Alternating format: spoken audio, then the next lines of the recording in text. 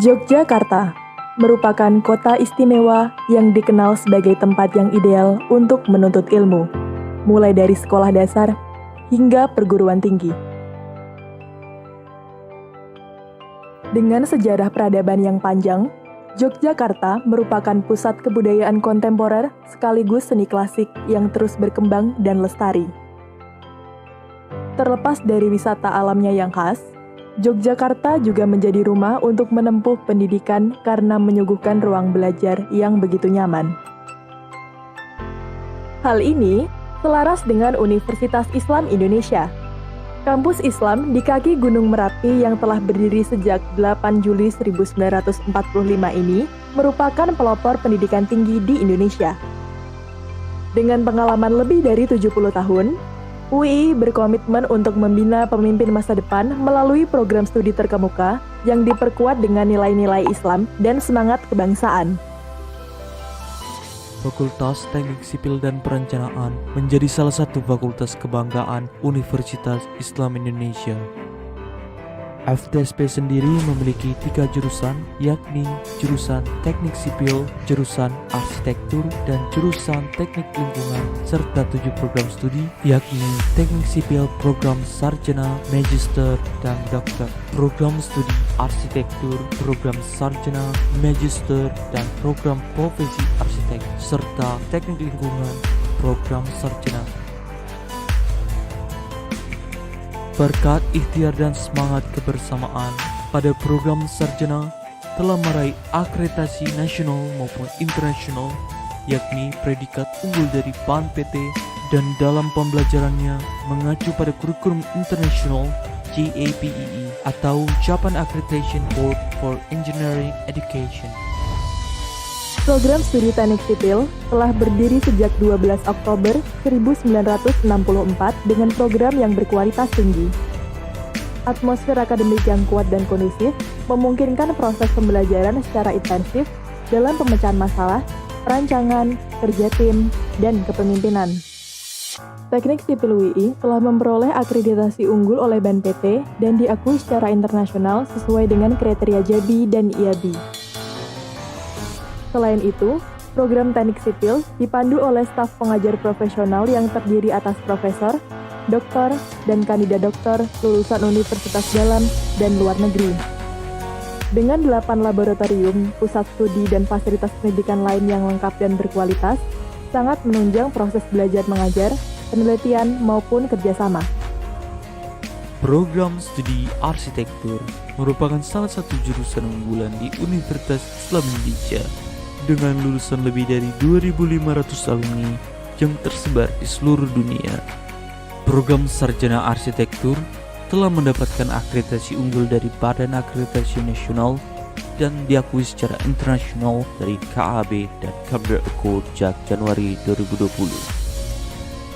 Fasilitas pendidikan yang tersedia telah berstandar internasional seperti studio desain khusus untuk mahasiswa setiap level, laboratorium perancangan, laboratorium digital arsitektur, laboratorium teknologi bangunan, dan information and research center.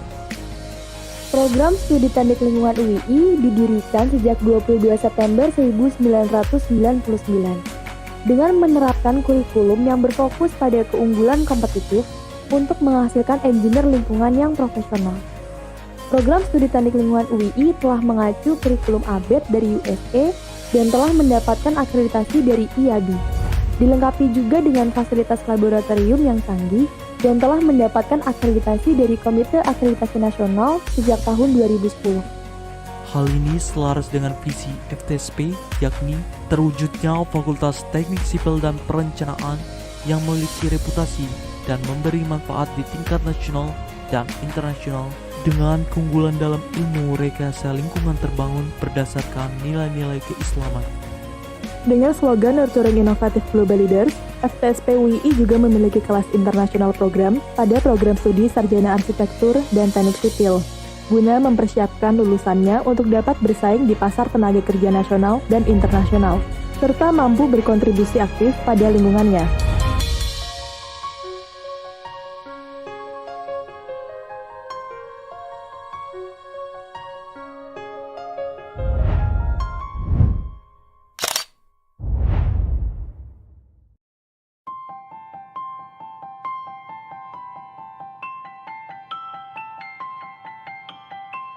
Yogyakarta merupakan kota istimewa yang dikenal sebagai tempat yang ideal untuk menuntut ilmu, mulai dari sekolah dasar hingga perguruan tinggi. Dengan sejarah peradaban yang panjang, Yogyakarta merupakan pusat kebudayaan kontemporer sekaligus seni klasik yang terus berkembang dan lestari. Terlepas dari wisata alamnya yang khas, Yogyakarta juga menjadi rumah untuk menempuh pendidikan karena menyuguhkan ruang belajar yang begitu nyaman. Hal ini selaras dengan Universitas Islam Indonesia, kampus Islam di kaki Gunung Merapi yang telah berdiri sejak 8 Juli 1945 ini merupakan pelopor pendidikan tinggi di Indonesia. Dengan pengalaman lebih dari 70 tahun, UI berkomitmen untuk membina pemimpin masa depan melalui program studi terkemuka yang diperkuat dengan nilai-nilai Islam dan semangat kebangsaan. Fakultas Teknik Sipil dan Perencanaan menjadi salah satu fakultas kebanggaan Universitas Islam Indonesia.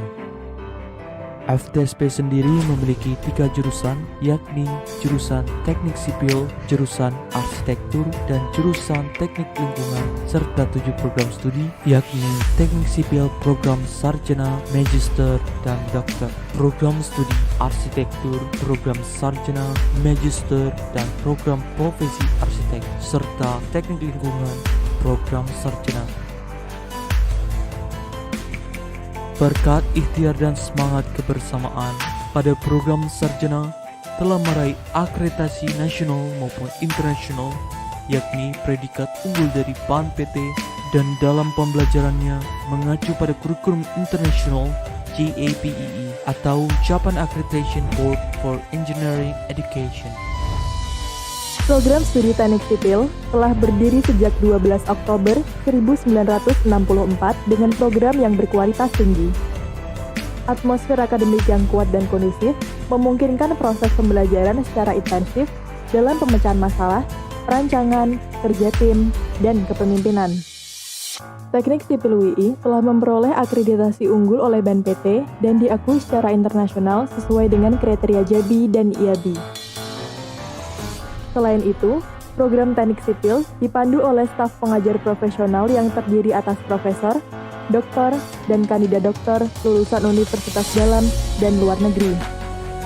Dengan 8 laboratorium, pusat studi, dan fasilitas pendidikan lain yang lengkap dan berkualitas, sangat menunjang proses belajar mengajar, penelitian, maupun kerjasama. Program studi arsitektur merupakan salah satu jurusan unggulan di Universitas Islam Indonesia dengan lulusan lebih dari 2.500 alumni yang tersebar di seluruh dunia.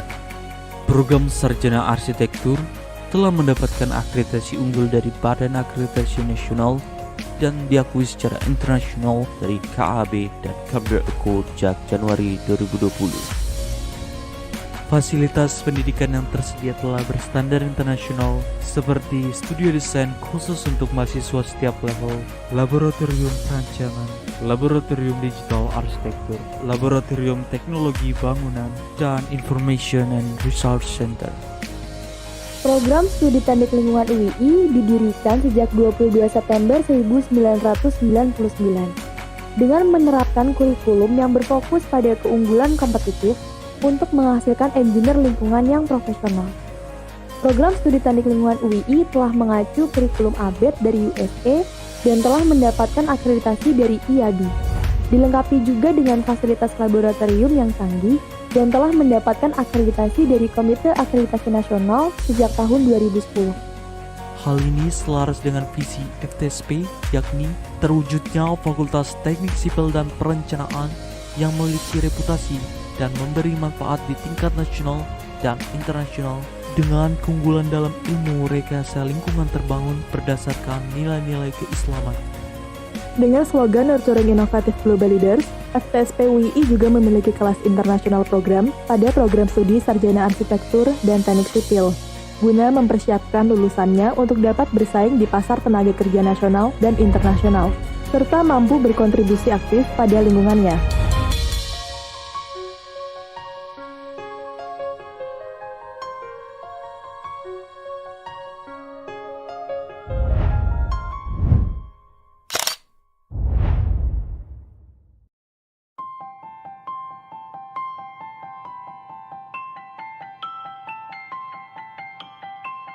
Yogyakarta merupakan kota istimewa yang dikenal sebagai tempat yang ideal untuk menuntut ilmu, mulai dari sekolah dasar hingga perguruan tinggi. Dengan sejarah peradaban yang panjang, Yogyakarta merupakan pusat kebudayaan kontemporer sekaligus seni klasik yang terus berkembang dan lestari. Terlepas dari wisata alamnya yang khas, Yogyakarta juga menjadi rumah untuk menempuh pendidikan karena menyuguhkan ruang belajar yang begitu nyaman. Hal ini selaras dengan Universitas Islam Indonesia. Kampus Islam di kaki Gunung Merapi yang telah berdiri sejak 8 Juli 1945 ini merupakan pelopor pendidikan tinggi di Indonesia. Dengan pengalaman lebih dari 70 tahun, UI berkomitmen untuk membina pemimpin masa depan melalui program studi terkemuka yang diperkuat dengan nilai-nilai Islam dan semangat kebangsaan. Fakultas Teknik Sipil dan Perencanaan menjadi salah satu fakultas kebanggaan Universitas Islam Indonesia.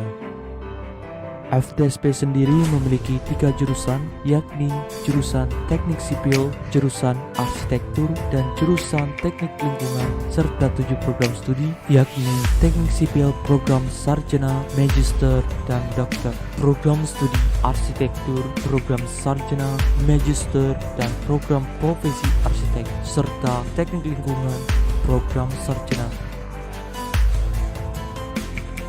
Berkat ikhtiar dan semangat kebersamaan pada program sarjana telah meraih akreditasi nasional maupun internasional, yakni predikat unggul dari PAN PT, dan dalam pembelajarannya mengacu pada kurikulum internasional JAPEE atau Japan Accreditation Board for Engineering Education. Program studi teknik sipil telah berdiri sejak 12 Oktober 1964 dengan program yang berkualitas tinggi. Atmosfer akademik yang kuat dan kondusif memungkinkan proses pembelajaran secara intensif dalam pemecahan masalah, perancangan, kerja tim, dan kepemimpinan. Teknik Sipil UI telah memperoleh akreditasi unggul oleh BAN PT dan diakui secara internasional sesuai dengan kriteria JABI dan IABI. Selain itu, program teknik sipil dipandu oleh staf pengajar profesional yang terdiri atas profesor, doktor, dan kandidat doktor lulusan universitas dalam dan luar negeri. Dengan 8 laboratorium, pusat studi, dan fasilitas pendidikan lain yang lengkap dan berkualitas, sangat menunjang proses belajar mengajar, penelitian, maupun kerjasama. Program studi arsitektur merupakan salah satu jurusan unggulan di Universitas Islam Indonesia dengan lulusan lebih dari 2.500 alumni yang tersebar di seluruh dunia. Program sarjana arsitektur telah mendapatkan akreditasi unggul dari Badan Akreditasi Nasional dan diakui secara internasional dari KAB dan Career Accord sejak Januari 2020. Fasilitas pendidikan yang tersedia telah berstandar internasional seperti studio desain khusus untuk mahasiswa setiap level, laboratorium perancangan, laboratorium digital arsitektur, laboratorium teknologi bangunan, dan information and research center.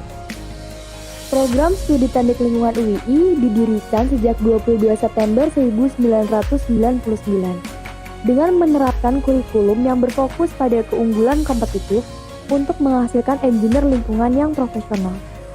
Program Studi Teknik Lingkungan UII telah mengacu kurikulum ABET dari USA dan telah mendapatkan akreditasi dari IABI. Dilengkapi juga dengan fasilitas laboratorium yang canggih dan telah mendapatkan akreditasi dari Komite Akreditasi Nasional sejak tahun 2010. Hal ini selaras dengan visi FTSP, yakni terwujudnya Fakultas Teknik Sipil dan Perencanaan yang memiliki reputasi dan memberi manfaat di tingkat nasional dan internasional dengan keunggulan dalam ilmu rekayasa lingkungan terbangun berdasarkan nilai-nilai keislaman. Dengan slogan Nurturing Innovative Global Leaders, FTSP UII juga memiliki kelas internasional program pada program studi sarjana arsitektur dan teknik sipil, guna mempersiapkan lulusannya untuk dapat bersaing di pasar tenaga kerja nasional dan internasional, serta mampu berkontribusi aktif pada lingkungannya.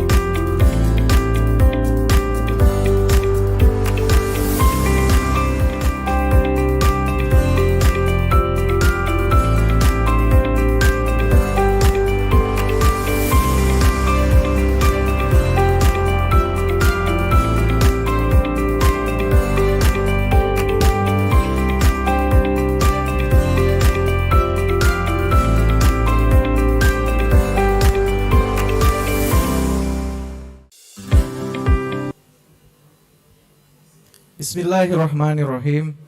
Assalamualaikum warahmatullahi wabarakatuh. A very good morning to all of us. Selamat pagi. The Honorable Rector of Universitas Islam Indonesia, Dean of Faculty of Civil Engineering and Planning, Head of Architecture Department, Chairperson of eduARCHsia 2022, invited speakers, distinguished guests, ladies and gentlemen. Welcome to eduARCHsia 2022, Sharing the Earth in the Age of Uncertainty. This program is hosted by Universitas Islam Indonesia in collaboration with Fatih Sultan Mehmet, Vakıf Universitesi, Turkey, Kassel Universität, Germany, Hochschule Wismar, Germany, Politecnico di Milano, Italy, Hiroshima University, Japan, and Universitas Indonesia. This program is also co-hosted by Universitas Pembangunan Jaya, Universitas Aisyah Yogyakarta, UIN Sunan Ampel Surabaya, Universitas Tanjung Pura Pontianak, and co-hosted and supported by Indonesian Architectural Higher Education Association. Ladies and gentlemen, let us open our event today by listening to the Holy Quran recitation by Mr. Fandi Ahmad Wicaksono.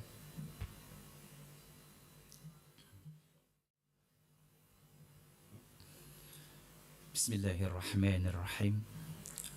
Assalamualaikum warahmatullahi wabarakatuh. A'udzu billahi minasy syaithanir rajim. Bismillahirrahmanirrahim. Wadhkuru idh ja'alakum khulafa'a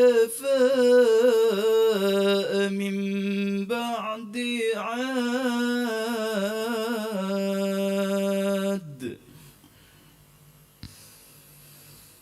wa bawwa'akum fil ardi tattakhidhun min suhuliha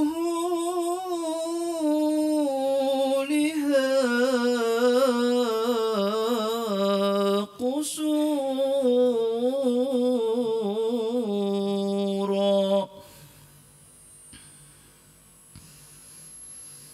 min suhuliha qusura wa tanhituna al-jibala buyuta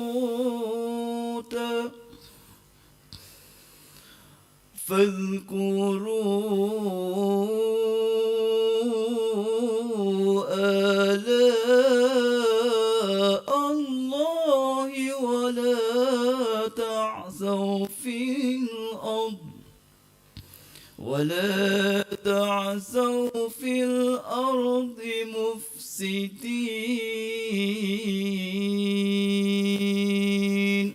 صدق الله العظيم والسلام عليكم ورحمة الله وبركاته.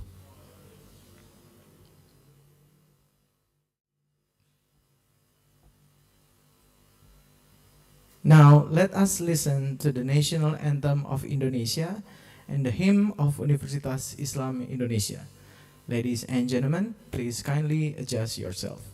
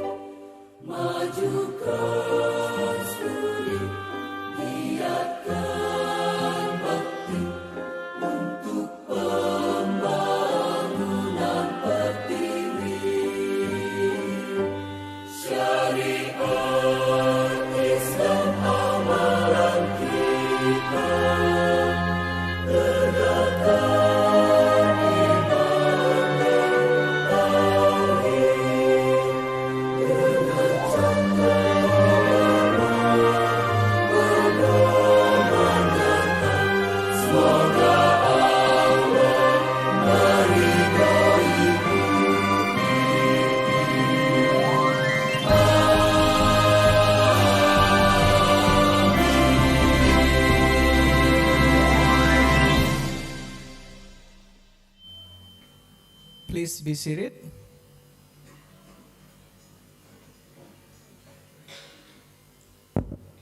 Next agenda is welcoming remark from the head of Department of Architecture, Universitas Islam Indonesia, Professor Architect Nurholis Idam, ST, M.Arch, Ph.D.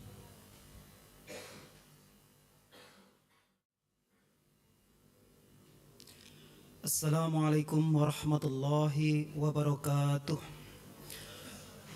Selamat pagi, salam sejahtera untuk kita semua.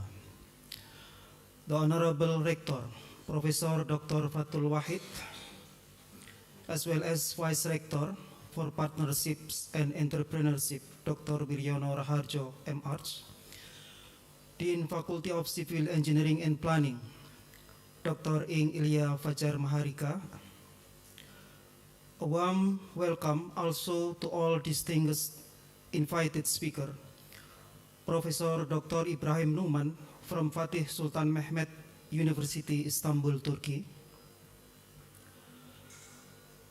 Professor Dr. Ing Altrock from Kassel University, Germany, Professor Matteo Motti, Ph.D. from Politecnico, Milano, Italy, Professor Tetsu Kubota from Hiroshima University, Japan, Prof.Dr. Ing Marcus Hackel from Wismar Applied Science University, Germany, Prof. Kemas Ridwan Kurniawan, Ph.D. from Universitas Indonesia, and also my colleague Assistant Professor Dr. Revianto Budi Santosa from Universitas Islam Indonesia. My greetings are also for all our distinguished invited guests representing the municipality, universities, and other institutions, and also all my colleagues and dear students. First of all, I am very grateful that this event can be held again after the pandemic. The Department of Architecture, Faculty of Civil Engineering and Planning, Universitas Islam Indonesia, UIA, hold an international scientific conference, eduARCHsia 2022, with the main topic on sharing the earth in the age of uncertainty. The conference, which run for 3 days from October 25th to 27, 2022, is a biennial seminar series that discusses architectural, urban, regional, and environmental issues since 2017.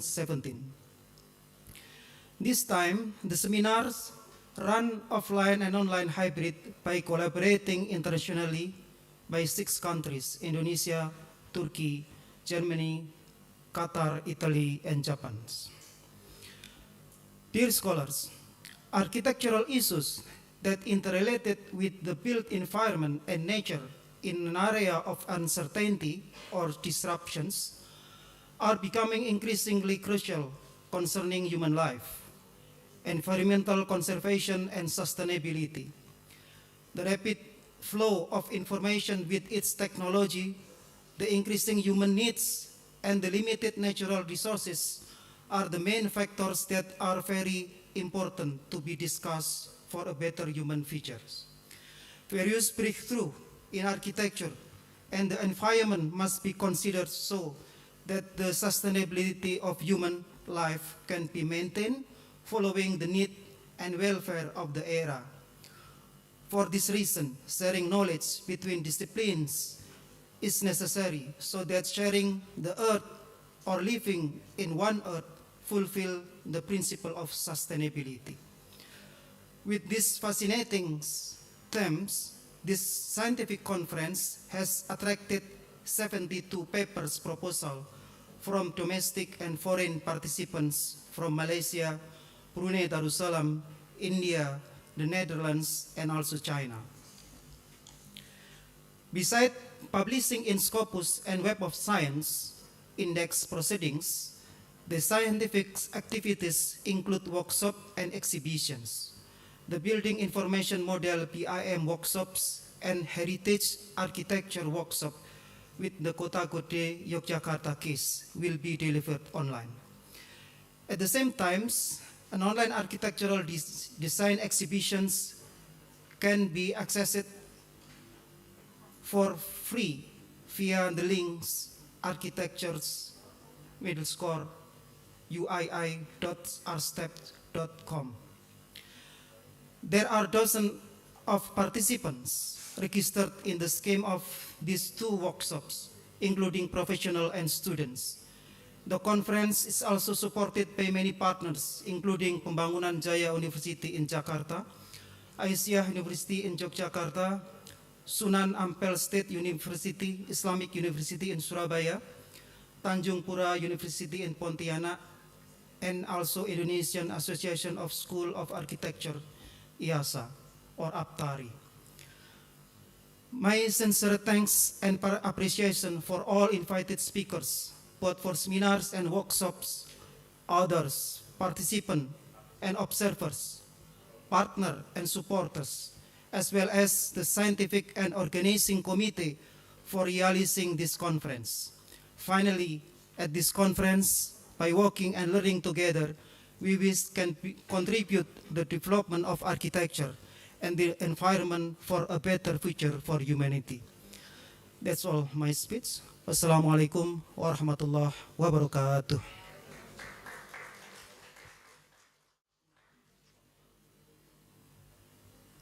Thank you very much, Prof. Nur, for the heartwarming welcoming remark.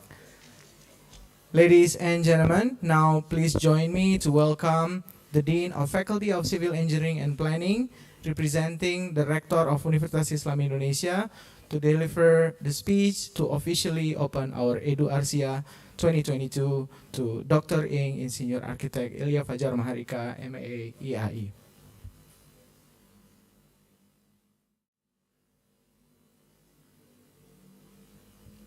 Thank you.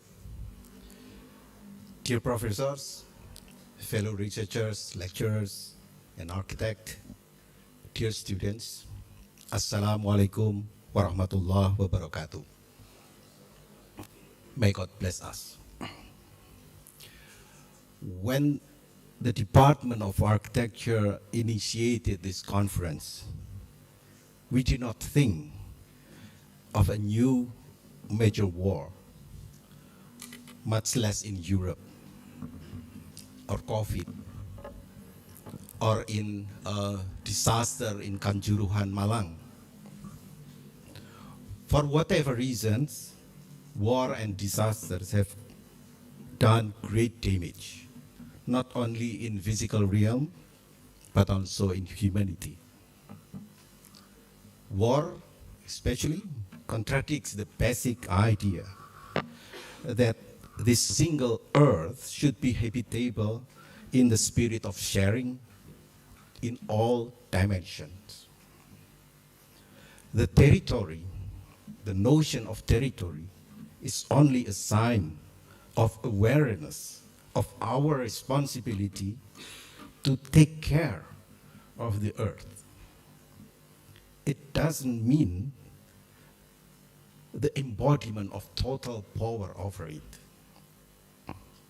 The title of this conference, Sharing the Earth in the Age of Uncertainty, then became very, very significant, timely, and relevant. We realized that any effort to find an interrelation between technological advancement and physical instrumentation will still juxtapose with the aspect of humanity and its social roles. Indeed, it remains important to explore on the development of the state-of-the-art technology in the context of nature, conservation, energy, climate change, etc. But we also need to explore how the sociological implementation of those technologies is carried out in various contexts and diverse society. We may say that technology is neutral, but when it touches to the human aspect, it is not immune to some basic questions. What is the ethical basis of choosing certain technologies? How the concept of justice can be formulated so that it can be felt by all humankind? Or how can technological sophistication can be humanized so that it can be accepted by all levels of societies? All of these questions are increasingly relevant as we face many solutions that contain many dialectical, if not contradictory, perspectives.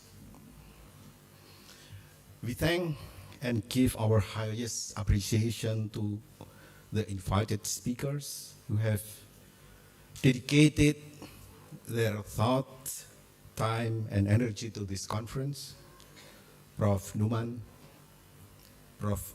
Altrock, Professor Hackel, Prof. Motti, Prof. Kubota, and Prof. Kemas Ridwan Kurniawan, and last but not least, Dr. Revianto Budisantoso, my fellow colleagues. Appreciation is also given to the committee who have been tirelessly in ensuring this conference runs well. Likewise, awards are given to participants who have contributed ideas through the submitted papers. Finally, I hope that this conference will be able to build mutual awareness that to live in better life, the spirit of sharing must be a priority in our lives. By reciting Bismillahirrahmanirrahim, I declare this conference eduARCHsia 2022 is officially open. Happy conference, all fellow. My gratitude. Assalamualaikum warahmatullahi wabarakatuh.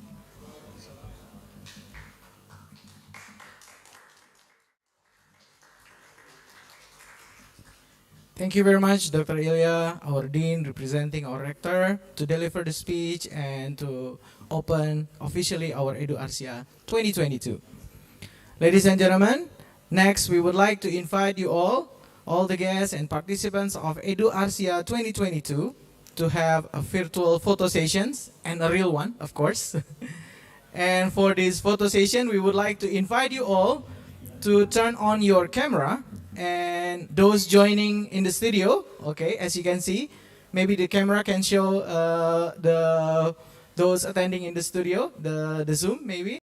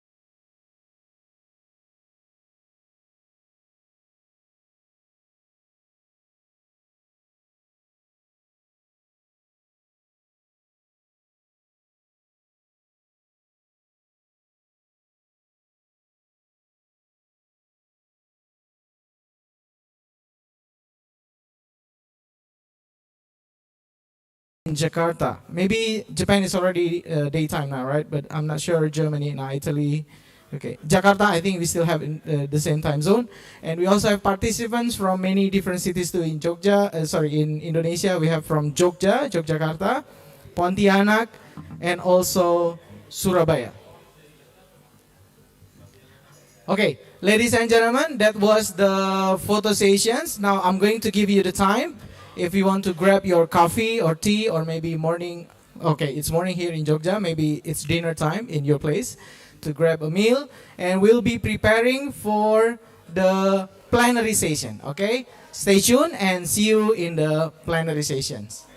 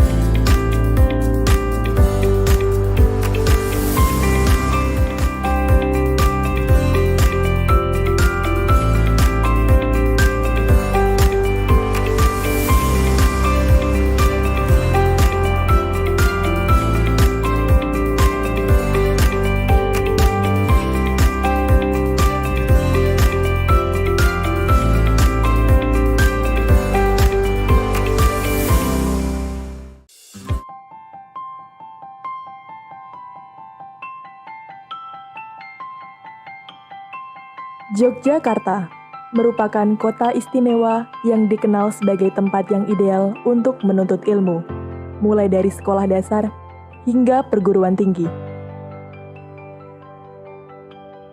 Dengan sejarah peradaban yang panjang, Yogyakarta merupakan pusat kebudayaan kontemporer sekaligus seni klasik yang terus berkembang dan lestari.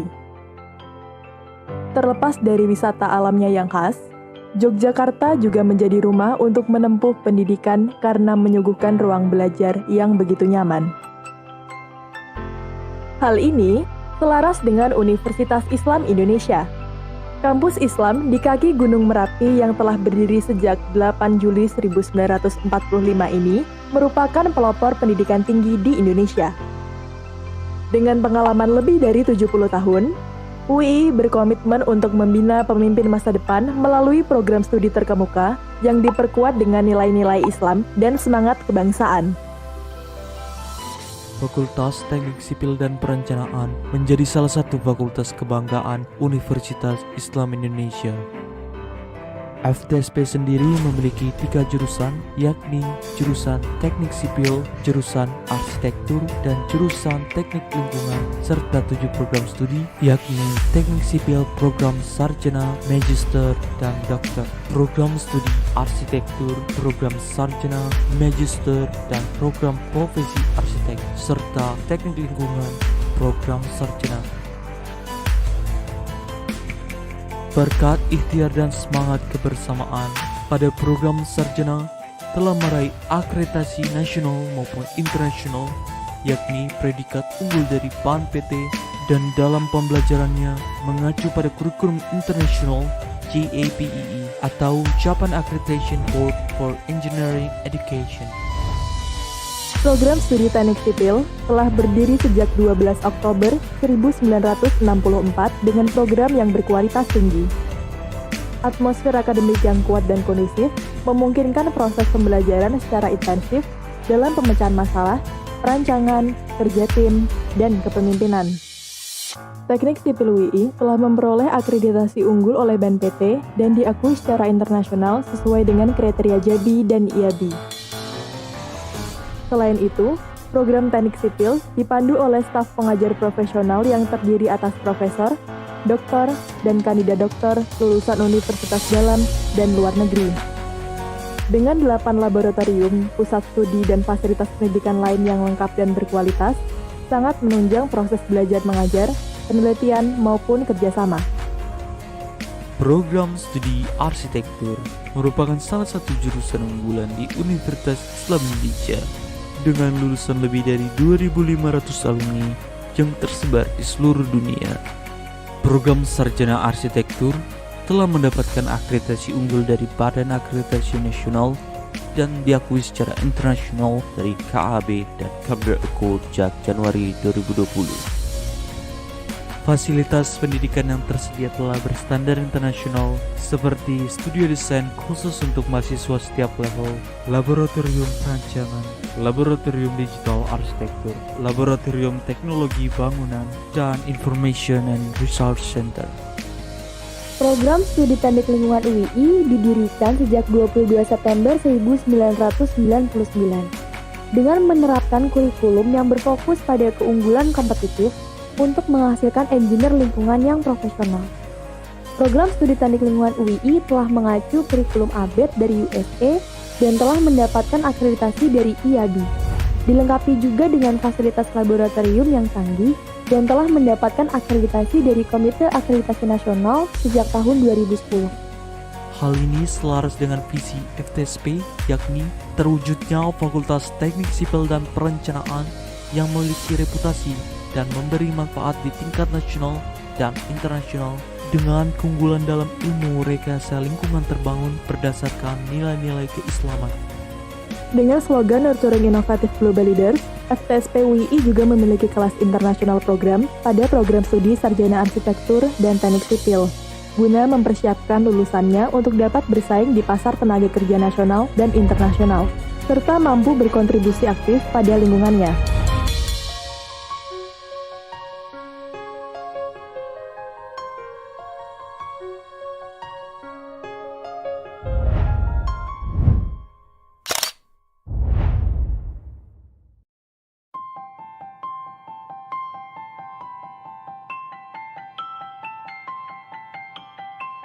Yogyakarta merupakan kota istimewa yang dikenal sebagai tempat yang ideal untuk menuntut ilmu, mulai dari sekolah dasar hingga perguruan tinggi. Dengan sejarah peradaban yang panjang, Yogyakarta merupakan pusat kebudayaan kontemporer sekaligus seni klasik yang terus berkembang dan lestari. Terlepas dari wisata alamnya yang khas, Yogyakarta juga menjadi rumah untuk menempuh pendidikan karena menyuguhkan ruang belajar yang begitu nyaman. Hal ini selaras dengan Universitas Islam Indonesia. Kampus Islam di kaki Gunung Merapi yang telah berdiri sejak 8 Juli 1945 ini merupakan pelopor pendidikan tinggi di Indonesia. Dengan pengalaman lebih dari 70 tahun, UI berkomitmen untuk membina pemimpin masa depan melalui program studi terkemuka yang diperkuat dengan nilai-nilai Islam dan semangat kebangsaan. Fakultas Teknik Sipil dan Perencanaan menjadi salah satu fakultas kebanggaan Universitas Islam Indonesia. FTSP sendiri memiliki 3 jurusan, yakni jurusan Teknik Sipil, jurusan Arsitektur, dan jurusan Teknik Lingkungan, serta 7 program studi, yakni Teknik Sipil, Program Sarjana, Magister, dan Dokter, Program Studi Arsitektur, Program Sarjana, Magister, dan Program Profesi Arsitek, serta Teknik Lingkungan, Program Sarjana. Berkat ikhtiar dan semangat kebersamaan pada program sarjana telah meraih akreditasi nasional maupun internasional, yakni predikat unggul dari PAN PT, dan dalam pembelajarannya mengacu pada kurikulum internasional JAPEE atau Japan Accreditation Board for Engineering Education. Program studi teknik sipil telah berdiri sejak 12 Oktober 1964 dengan program yang berkualitas tinggi. Atmosfer akademik yang kuat dan kondusif memungkinkan proses pembelajaran secara intensif dalam pemecahan masalah, perancangan, kerja tim, dan kepemimpinan. Teknik Sipil UI telah memperoleh akreditasi unggul oleh BAN PT dan diakui secara internasional sesuai dengan kriteria JABI dan IABI.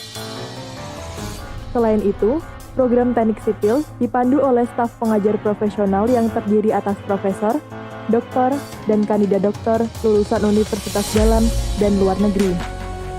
Dengan 8 laboratorium, pusat studi, dan fasilitas pendidikan lain yang lengkap dan berkualitas, sangat menunjang proses belajar mengajar, penelitian, maupun kerjasama. Program studi arsitektur merupakan salah satu jurusan unggulan di Universitas Islam Indonesia dengan lulusan lebih dari 2.500 alumni yang tersebar di seluruh dunia. Program sarjana arsitektur telah mendapatkan akreditasi unggul dari Badan Akreditasi Nasional dan diakui secara internasional dari KAB dan Career Accord sejak Januari 2020. Fasilitas pendidikan yang tersedia telah berstandar internasional seperti studio desain khusus untuk mahasiswa setiap level, laboratorium perancangan, laboratorium digital arsitektur, laboratorium teknologi bangunan, dan information and research center. Program Studi Teknik Lingkungan UII didirikan sejak 22 September 1999 dengan menerapkan kurikulum yang berfokus pada keunggulan kompetitif untuk menghasilkan engineer lingkungan yang profesional. Program Studi Teknik Lingkungan UII telah mengacu kurikulum ABET dari USA dan telah mendapatkan akreditasi dari IABI. Dilengkapi juga dengan fasilitas laboratorium yang canggih dan telah mendapatkan akreditasi dari Komite Akreditasi Nasional sejak tahun 2010. Hal ini selaras dengan visi FTSP, yakni terwujudnya Fakultas Teknik Sipil dan Perencanaan yang memiliki reputasi dan memberi manfaat di tingkat nasional dan internasional dengan keunggulan dalam ilmu rekayasa lingkungan terbangun berdasarkan nilai-nilai keislaman. Dengan slogan Nurturing Innovative Global Leaders, FTSP UII juga memiliki kelas internasional program pada program studi Sarjana Arsitektur dan Teknik Sipil, guna mempersiapkan lulusannya untuk dapat bersaing di pasar tenaga kerja nasional dan internasional, serta mampu berkontribusi aktif pada lingkungannya.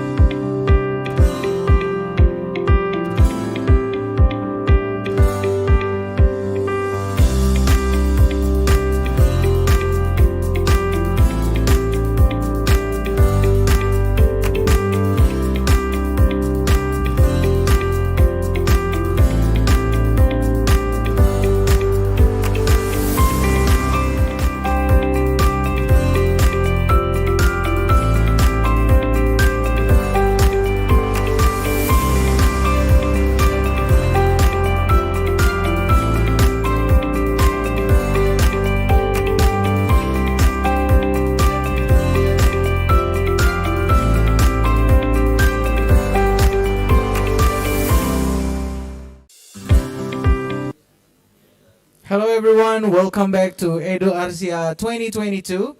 So how was your morning coffee session maybe, or maybe your dinner time?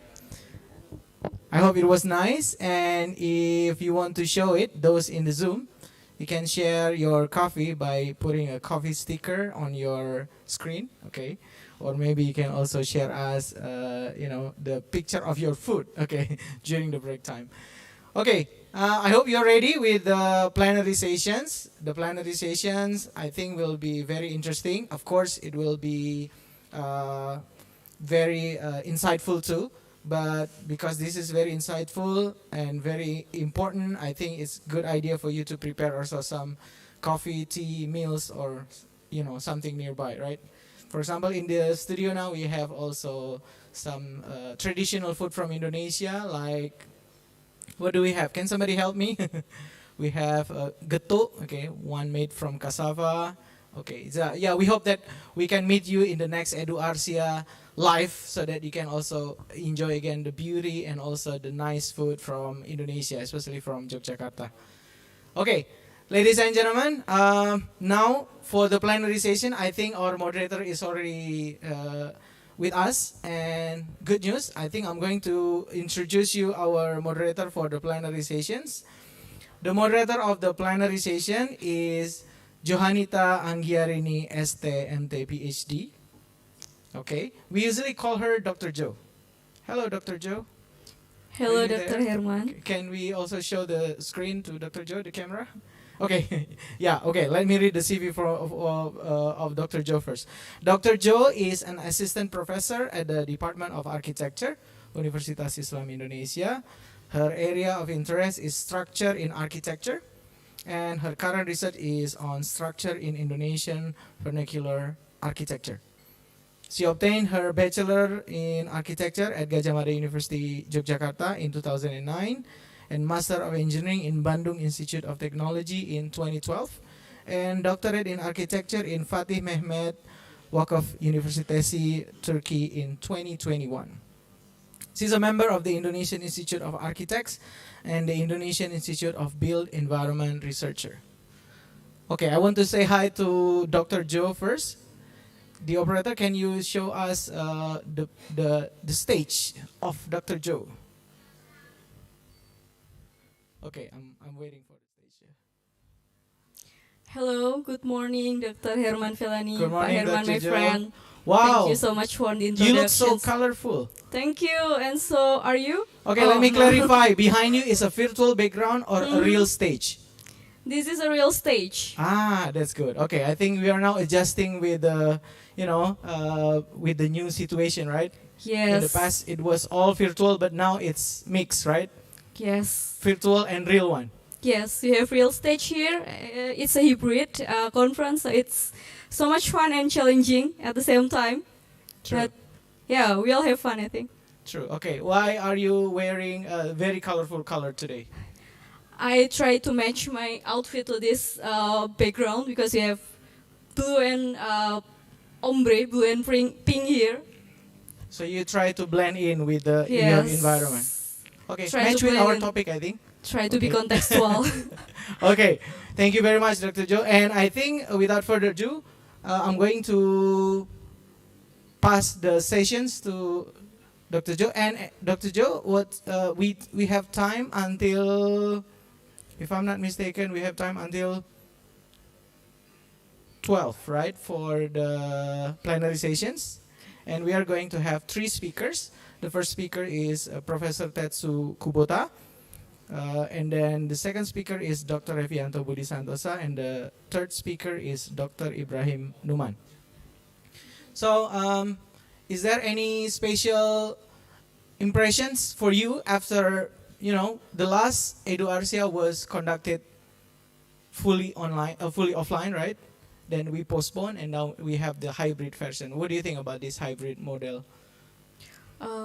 It's something that we need to be granted of, because finally, after maybe 3 years, maybe almost, we finally have this eduARCsia, our very important and strategic event from Department of Architecture, Universitas Islam Indonesia, and Alhamdulillah today we can gather here together, professors, students, speakers, and we have a very good reunion here with you too, Pak Herman. Quite a reunion. Yeah, that's true. Thank you. So, Dr. Joe, I think without further ado, I'm going to pass the sessions to Dr. Joe to lead for the plenary session. Please join me. Let's give big round of applause to the plenary speakers and moderators.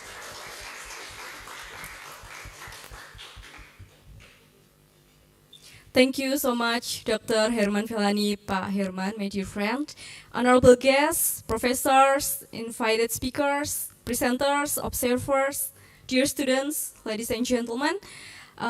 Welcome back to our plenary sessions of eduARCHsia 2022, and we will start our plenary sessions. Today we have the honor of having our 3 invited speakers.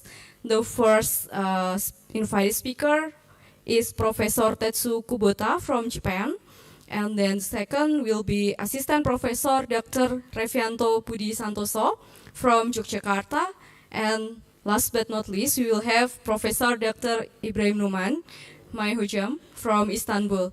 And we will invite you all, our audience, both in this auditorium and also online, to join our discussions after the speech of our invited speakers. You can type your questions or discussion in this chat box, or maybe you can also raise your hand, and if we have time and allocations, we will invite you to open your cam and join our discussion online. Okay, first I would like to invite our first invited speaker, Professor Tetsu Kubota from Japan. Good afternoon, Professor Tetsu Kubota.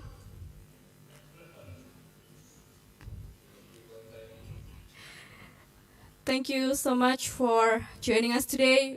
It's an honor to have you with us, Professor Tetsu Kubota. Professor Tetsu Kubota is a professor in building science in Graduate School of Advanced Science and Engineering, Hiroshima University, Japan. His main research focuses on development of energy-saving and low-carbon technique for affordable housing in the Global South. One of his ongoing projects, started from 2020 until 2026, is so-called SATRAPS, supported by GST and JICA, entitled Development of Low-Carbon Affordable Apartment in the Hot Humid Climate of Indonesia towards Paris Agreement 2030. He aimed to develop affordable low-carbon building techniques and implement them as national standards in collaboration with the Indonesian counterparts. And today, Professor Tetsu Kubota will deliver his speech entitled Sustainable Houses in the Tropics in the Age of Uncertainty. Professor Tetsu Kubota, without further ado, time and screen is yours. Please, Professor.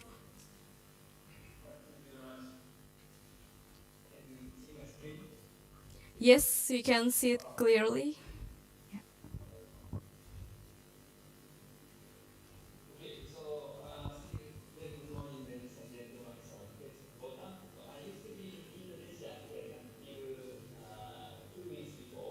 Oh.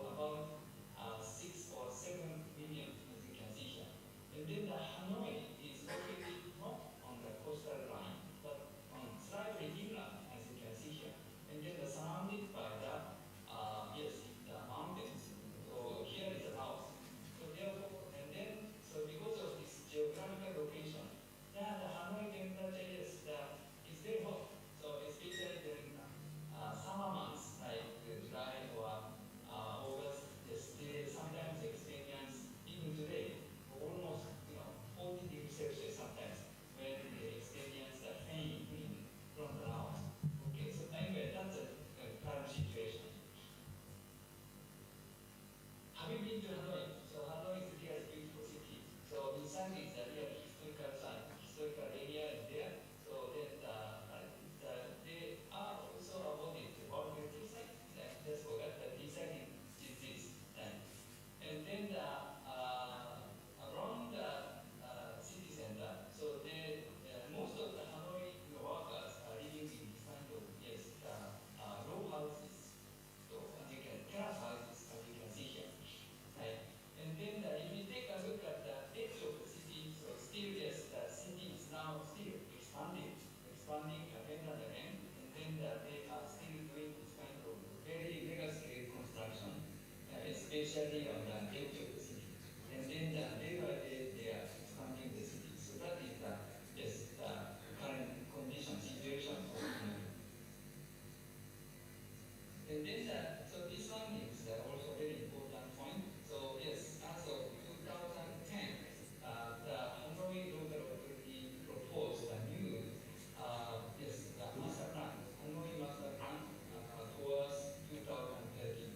Okay, so this is their blueprint proposed by the Hanoi master plan. Okay, so current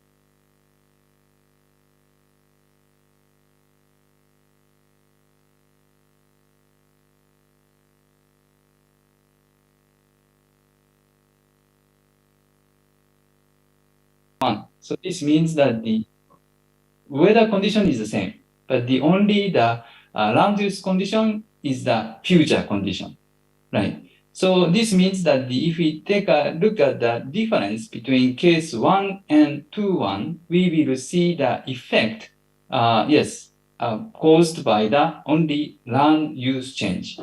Okay, so case 2.2 and 2.3 are we input the not only future land use condition, but also future, weather condition. We separately simulate the future global climate, right, using the global climate model. So, and then we consider carefully the effect of global warming. Okay, so that is the difference between 2.1 and 2.2, and also 2.3. Okay, so as you may know that yes, in IPCC report, so old one, not the current one. Okay, so they predict the future global, the climate in different scenario. So right, the RCP 8.5 is the worst scenario, and then 4.5 is the medium scenario, if I'm mistaken. Right, we make use of the two different scenario in this simulation. So one is medium scenario, and one is worst scenario. Okay, but anyway, we consider the effect of global warming for the case 2.2 and 2.3. All right. So then let's take a look at the results. Okay. First one is the comparison between case 1 base model and case 2.1. So this means that the input weather condition is the same. Only the difference is the land use condition. Okay. So left one indicates the current land use condition, and right hand side indicates the master plan future land use condition. Okay. Then this shows the temperature distribution and also the wind condition on the Hanoi map. Okay, the upper part indicates the nighttime, and then the lower part indicates the daytime. The around 2 p.m. Right. So let's take a look at the current condition. Hanoi is already hot, as I mentioned. Right. So this is daytime temperature. So daytime temperature inside of the city can be already quite hot, 37 or 8 degrees Celsius, as you can see here. And then the nighttime, yes, even today, current condition, yes, the nighttime temperature can be 28 or 28 or 7 degrees Celsius, as you can see here. As you may know, urban heat island effect appears especially during the nighttime, because the concrete, asphalt, and these artificial surface absorb the heat and release it during the nighttime. So therefore, the nighttime temperature is normally increased, very much. So that is, yes, the typical phenomenon of the urban heat island. So in this simulation also, nighttime temperature averagely, is increased. So after implementation of the master plan, as you can see here, about by 1 degree Celsius. As you can see here, from here to here, yes, the nighttime temperature, yes, is now increased by 1 degree Celsius. Right. But interestingly, daytime maximum temperature remained the same. Right. Even after the implementation of the master plan. Right. So the peak, the temperature, which is 37 or let's say 37 degrees Celsius, okay, remain the same. So peak maximum temperature is almost the same as that of before, but the significant difference is, needless to say, the area. So hot temperature area expanded largely, as you can see here, according to the expansion of the city, right? So that is the key point. But interestingly, the maximum temperature remains almost the same level.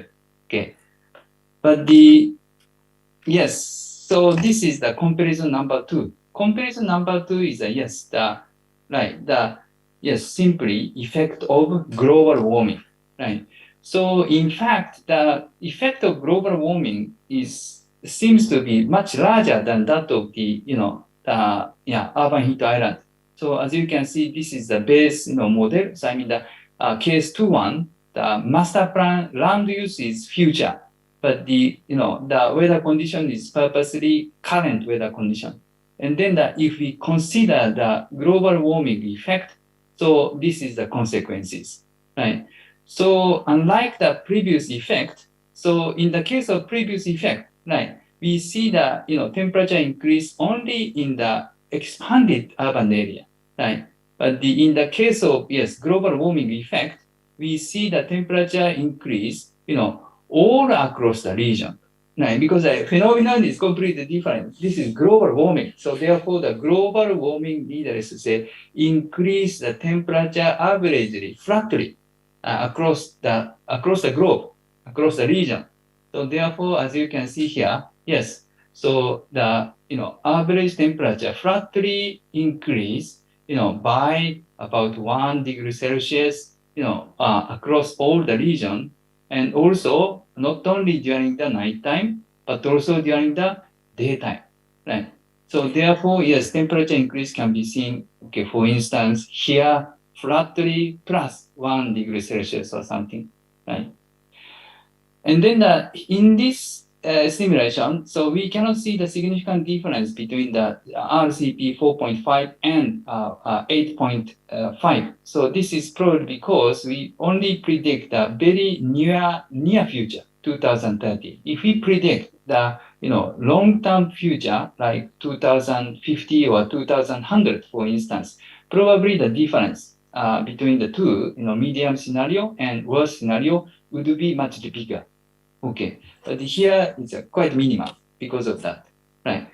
So, but anyway, so that's a yes. It seems that in the case of Hanoi, the temperature increase is expected, and most of the temperature increase will be due to the global warming, perhaps. Okay, let's summarize the the results in this chart, right? So this chart just summarizes the temperature increase of urban heat island and global warming, and then for existing urban areas and for new urban areas. Okay. Existing urban area is, needless to say, literally the currently already urban area, and then the future 2030 still urban, so no change. So therefore, in this case, needless to say, the temperature increase due to urbanization is not so big, because the land use change is not happen like the currently urban, future urban. So no land use change, right? So in this case, needless to say, the global warming effect is much bigger than that of the land use changes, right? So as you can see here, in that case, I mean the existing urban areas, the temperature in during the peak time, the 2 degrees Celsius, approximately 2 degrees Celsius temperature increase is now expected. And then most of the temperature increases, will be due to, as I mentioned, global warming in this case. In the nighttime also, that they will see the temperature increase of about 0.5 or 6 degrees Celsius, right, as you can see here. In the case of new urban area is, needless to say, the currently rural area, let's say, right? And then the future 2030, the urban area, right? So in this case, needless to say, the temperature will be increased due to not only global warming, but also the change of the land use from rural to urban, right? So that's why this. Right, the peak temperature will be increased by 2.7 or 3 degrees Celsius. As you can see here, quite huge increase is expected. And out of 2.7, 1 degree Celsius increase will be due to urbanization, urban heat island. And another 1.7 will be due to the global warming. So they will receive the, in a way, double punch. Punch one is the global warming, and punch two is the urban heat island. And then because of the double punch, so they will experience the huge temperature increase, especially in the new urban areas. Right. So this is summary. Right. So believe or not, this is the really short-term projection. 2030 is a very, very soon, right? So then compared with the 2010 level, so they will experience the temperature increase of about, the 2 or 3 degrees Celsius. It's very surprising. As I mentioned, Hanoi already experienced very hot climate. So sometimes, can be 40 degrees Celsius, right? As I mentioned, right? So how will they bear the temperature increase further in the future? So if the temperature is really increased by 2 or 3 degrees Celsius in the future, on top of the hot climate, so how can they bear such a, it's a really dangerous situation, right? So that is really big concern, right? So such a big temperature increase in the near future will, needless to say, increase needless to say, the energy consumption for cooling, and then very much worsen the thermal comfort level and etc. Right? The temperature increase of 2 or 3 degrees Celsius is, needless to say, it's not that negligible. They're quite huge impact. Right? So I show you the Hanoi example, but as I mentioned earlier, so yes, it's 100% sure that the other cities like Jakarta, Surabaya, and Bandung, so these cities also experience already and also will experience the further temperature increase in the very near future, because you are now still experiencing the urbanization rapidly, right? So that is really important concern, right? Uncertainty. Right, in a way, right? So then this is from here is just I just want to share with you some results of our research project, partially. Okay, so one is, yes, now we are interested in the so-called contact cooling, contact cooling technique, right?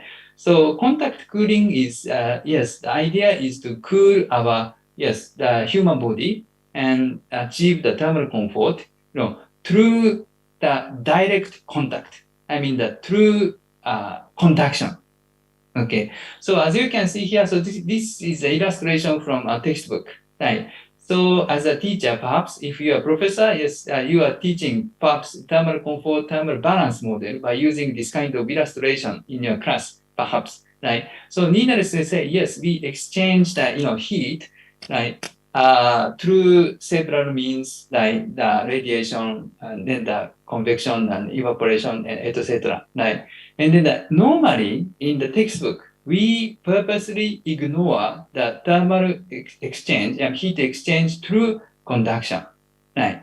Because normally in buildings, indoor spaces, right, the contact area is really tiny. So if you are standing on the floor, for instance, if you wear the shoes, for instance, if so, I think that almost, the thermal conduction is perhaps almost zero, right? Because it's, the sole of the shoes is perhaps rubber or something, right? And then if you are sitting on the chair, oh yeah, maybe you just exchange some heat, with the chair perhaps, but that's also a bit not that big, right? So therefore, normally in the indoor spaces, yes, we purposely ignore the effect of heat exchange through conduction.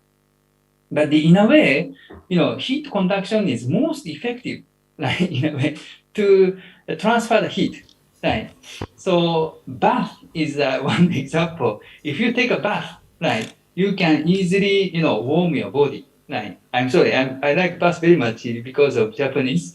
Or, if you want to cool a can of juice, it's a Coca-Cola, for instance, right? The fastest way is to put the can of, such a Coca-Cola or something, input inside of the cold water, right? So if so, yes, you can eat very fast, quickly, you can cool the drink, right? Professor Kubota, Okay. I'm sorry to interrupt you. We have only 3 minutes left for your session. Thank Okay, you. right. So therefore, the thermal conduction is normally ignored, but in a way, it's the most efficient way to, exchange the heat, right? So in fact, if you take a look at the people in Indonesia or in the tropics, the people enjoy the cool directly from the direct contact, it seems. So sometimes, yes, this is in kampong, people lying on the, ceramic tile. So this is just like people are purposely enjoy some cool from directly from the direct contact, right? In this is the corridor space in the Rusunawa. Also, as you know that some kids, for instance, enjoy the direct contact, right? So they may purposely,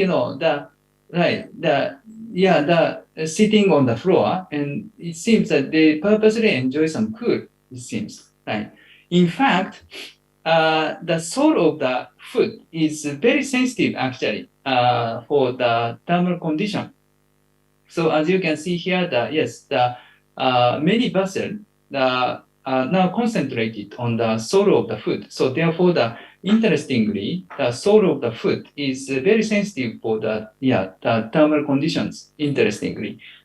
Right. So therefore, this is not our work actually. So this is the joint work, especially by the Tokyo Institute of Technology and ITS and etc. The Indonesian counterparts. So now they are doing this kind of interesting study to investigate the effect of so-called contact cooling. They are doing this kind of subject experiment, and also they are developing this kind of numerical model to see the effect of the direct contact cooling. Okay. So because of the time limitation, I'd like to skip this brief result. But now, they are trying to find they are finding very interesting insights from their experiment. So I will maybe show you maybe in the next opportunity in detail. Okay. And then anyway, so with this in mind, so now we are developing some passive cooling techniques. So this is one of them. So radiant floor cooling system, because we are focusing on the contact cooling effect and etc. as I mentioned just now. So one way is to cool the floor slab very purposely. So by using the PCM, for instance, and also forcibly ventilate the under floor space. And during the nighttime, thanks to the ventilation and thanks to the PCM, we store the cool by the floor. Okay, and then so if we do so during the daytime, okay, occupant can enjoy the cool from the floor through direct contact and also radiant cooling effect. Okay. And then also they may be able to open windows, right? So they can enjoy the breeze. The temperature is increased, but they can still, achieve the thermal comfort because of the radiant cooling effect and direct contact, and also a breeze. Okay. So this one also, we do this kind of field experiment thanks to the YKKP Indonesia, and then I think I don't have enough time to explain the detailed results, but now we try to find the optimal window design to cool the occupants efficiently, and etc. And then we found that for the tropics, perhaps this kind of so-called horizontal pivot window is one of the optimal window design, because if we design the window like this, horizontal pivot window, so we can give the nice straightforward wind to the occupants without warming the floor structure. Okay. So this is some of the results.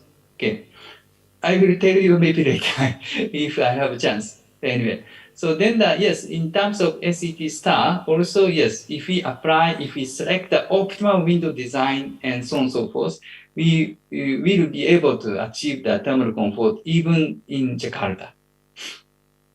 Okay, so then as chairperson also mentioned, so we are now conducting a relatively large scale, the research project which is called SATREPS, Delca SATREPS, and then as part of the project, we also already constructed this kind of full scale experimental house in Tegal.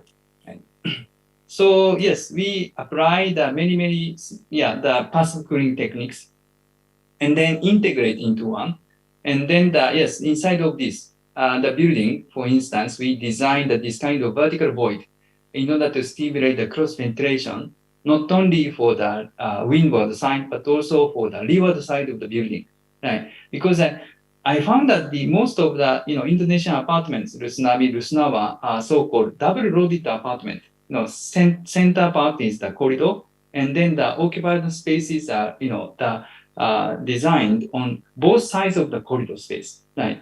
So in this case, needless to say, windward side, perhaps they can enjoy some the breeze from outside, but the leeward side of the this kind of double-loaded apartment, the cross ventilation on the leeward side can be terrible, right? They cannot enjoy almost any cross ventilation, right? So therefore, the important question is how to stimulate the cross ventilation for this kind of double-loaded apartment, right? By doing something, right? So then we think that yes, one efficient way to stimulate the cross ventilation for the double-loaded apartment is perhaps vertical void, right? So therefore we design the vertical void inside of this apartment, and then we put the wind catcher here, and then if we do so, first, yes, the wind is increased thanks to the Venturi effect on the in the POT space. And then after increasing the wind speed thanks to the Venturi effect, we direct the increased wind speed to the void space by using the wind catcher. If Professor do so, Kubota? inside of the void, the wind pressure can be increased, right? So therefore, we can create the air pressure difference for the windward side. So therefore, we can enjoy the nice cross ventilation for the leeward side of the apartment. Okay, so that is the mechanism of this, the ventilation system. Okay, so anyway, we opened this experimental building, and then now we are doing the experiment. Okay, all right. This is the last slide. I'm sorry. As a conclusion, I think that these are perhaps the most important keys for achieving sustainable housing in the tropics. Okay, so one is the passive cooling.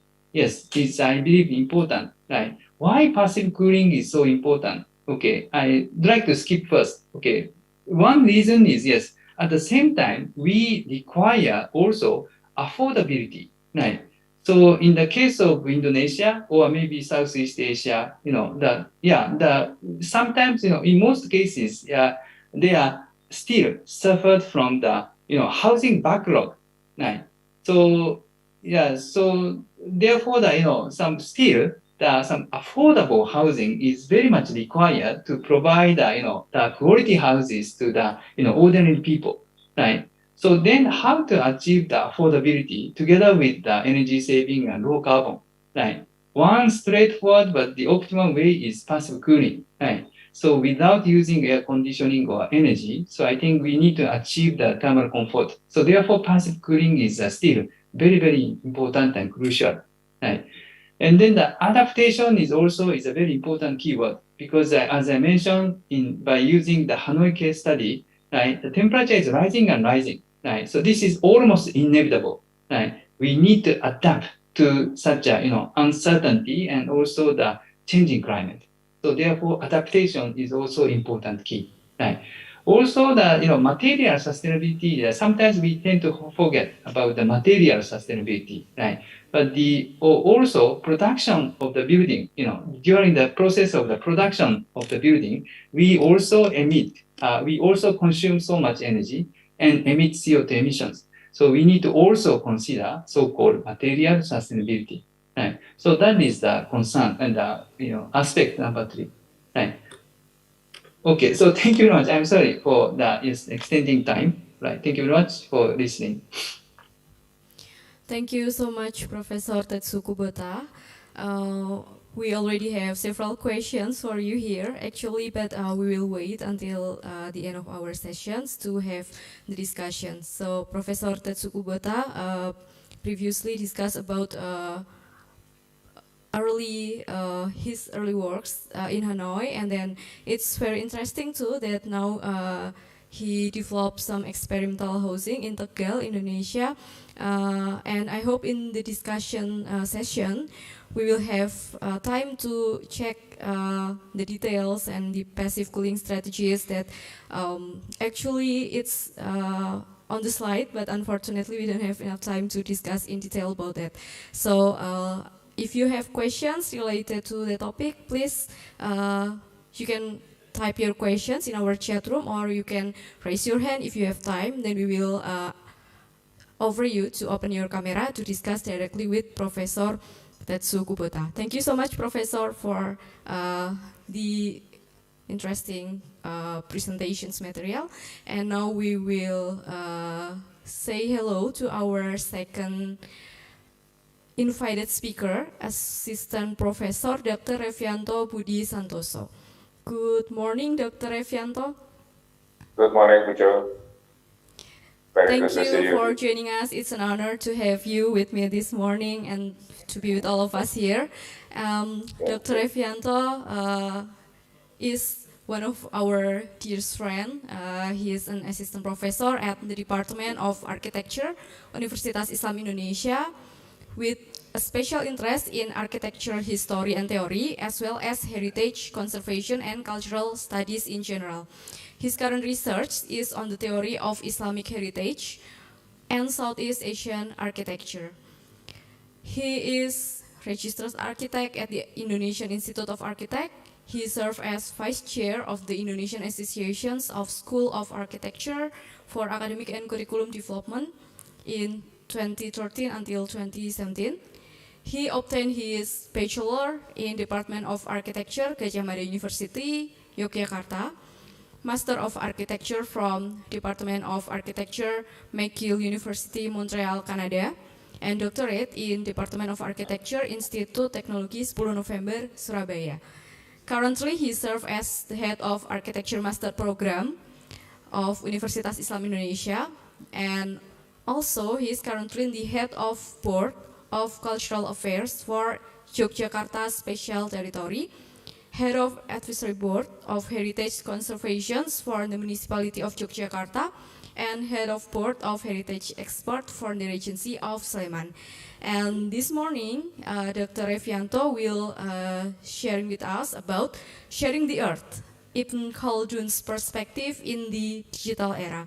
So, please, Dr. Revianto, time and screen is yours. Thank you, Bunanda. It's a great honor for me and to join with the excellent scholars as well as distinguished audiences. And I would like to extend the scope of this discussion to reach some few thousand years.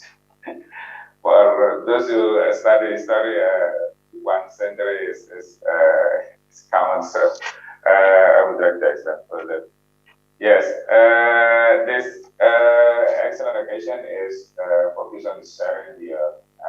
So I would like to reflect on the Hackel's idea on the society, how to expand the society, especially during the time of uncertainty, since this prominent scholar himself also lived during turbulent years in the history of world civilization. So resources, as we know, are limited, especially the earth itself. We cannot extend and enlarge the earth to fulfill our needs, but the population is always constantly increasing. So sharing resources, therefore in this case, sharing the earth is inevitable in order to survive as well as to thrive. However, this current situation uncertainty prevails in many facets of human life as well as in many parts of the world. Political constellations, economic shift, and changes, terms and advancement of information technology, pattern of movement among people, goods, and society, and also the shocking pandemic situation among the result of the uncertainty that we are currently facing with. Looking from the outer space, we will realize how small is our Earth, so the wise way to share is necessary in the future of the human civilization. And in this situation, especially in the field of architecture, many rely on the existence is situated in a particular place.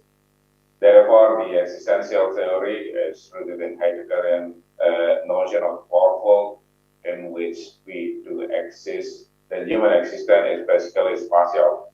Therefore, it should be related with a particular part of the earth. And this, in the field of architecture, was extended greatly by Revianto for souls and a number of research and publication, developing theories as well as historical research based on the way people settling themselves on a particular piece of land.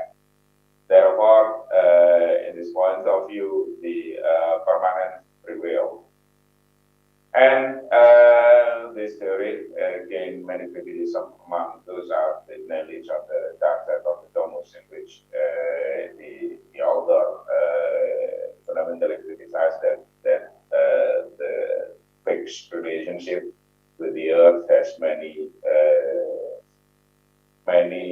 dark corners, so that particular people might claim absolutely on the association with the earth. Throughout the ages of the architectural research, there are a number of ways to dissociate or to make the association is more relative, like the Ethiopian of the archipelago, in which they imagine walking cities like Kurniawan, or getting a plug-in, which is quite flexible, or even drop-in city and so on. So for them, the future is the ability to mobilize ourselves. And actually, if we check with our past, that we have both. I mean, the root of the nomads, in which many of our brothers and sisters in Indonesia still experiencing with, like the Baju or the Pulau Bungin, which people settling by creating their own island. And even in the more advanced and pragmatic, the portable house of Boksapi, who gained world reputation after Elon Musk repeatedly buying one of the units, which we may have a box for living. And the beautiful gesture of a symbolic impermanence is the Serpentine Gallery in London, in which prominent architects all over the world were invited to design a gallery, which was constructed for 3 months. It was used for 6 months and dismantled for the next 3 months. So within 12 months, it's always new design, new building, new relationship was established in the park. And more complicated the extent of the digital nomads that we are facing with currently. So we see that the mobility of people as well as the transferability of the data is enormous. However, people creating cities bigger and bigger, creating buildings higher and higher. So that it seems that we live in a time of a contradictory situation. On the one hand, don't need to settle this much, but on the other hand, we use and waste so much resources to build some bigger construction and larger cities.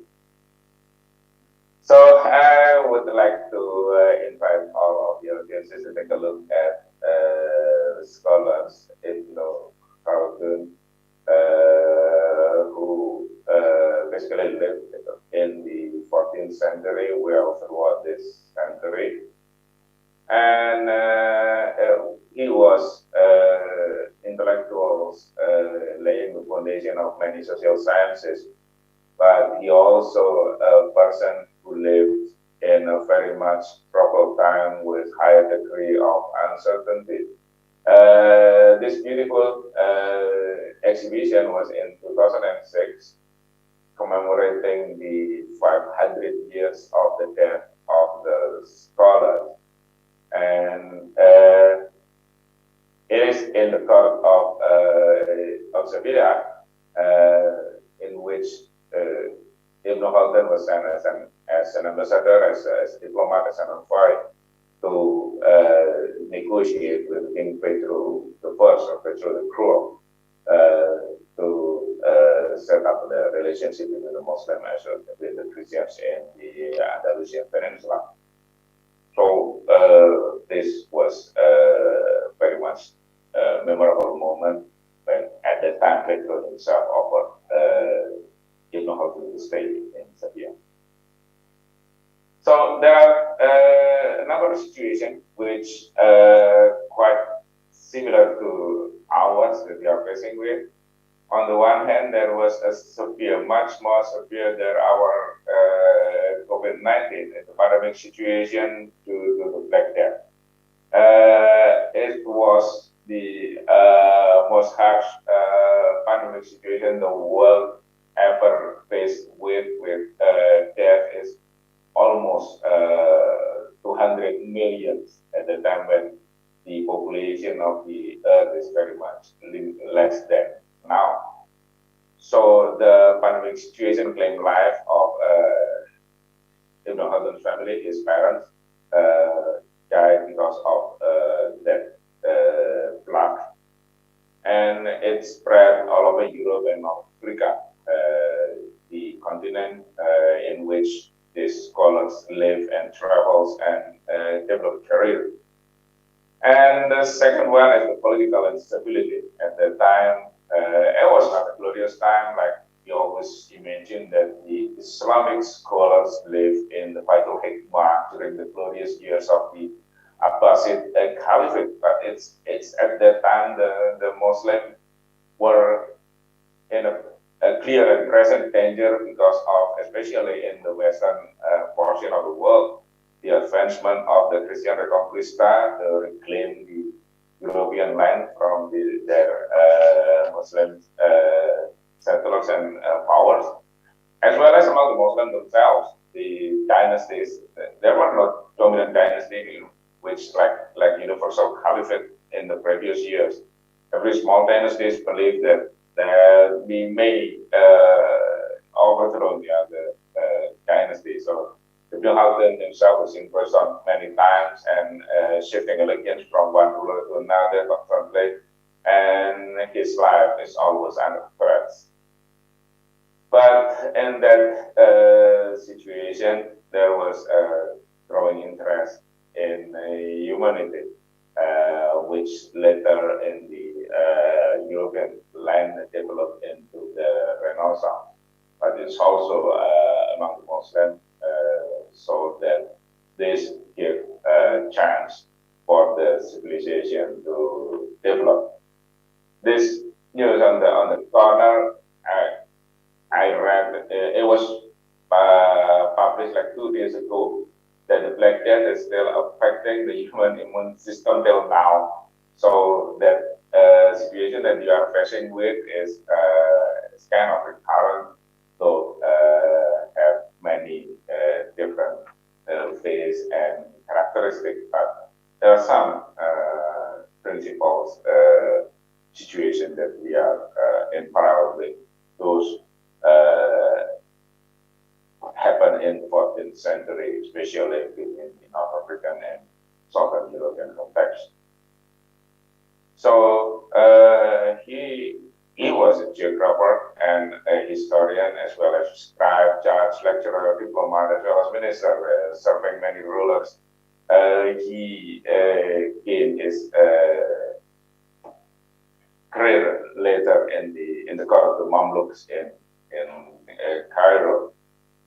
So, living in one of mankind's most turbulent centuries, he experienced the rise and fall of the state with the advance of the Christian to recognize Spain, 100 years of war between Britain and France, as well as the Sultan expansion of the Ottoman Empire, and with the conquest of Timor, the Levant, and at the time also the decline of Byzantium. So the rise and fall of the civilization was characterizing much of the region at the time, while the Black Death is something that the historian Albert Horani described as full of reminders on the fragility of human effort for we are to settle on the earth. So within this particular situation,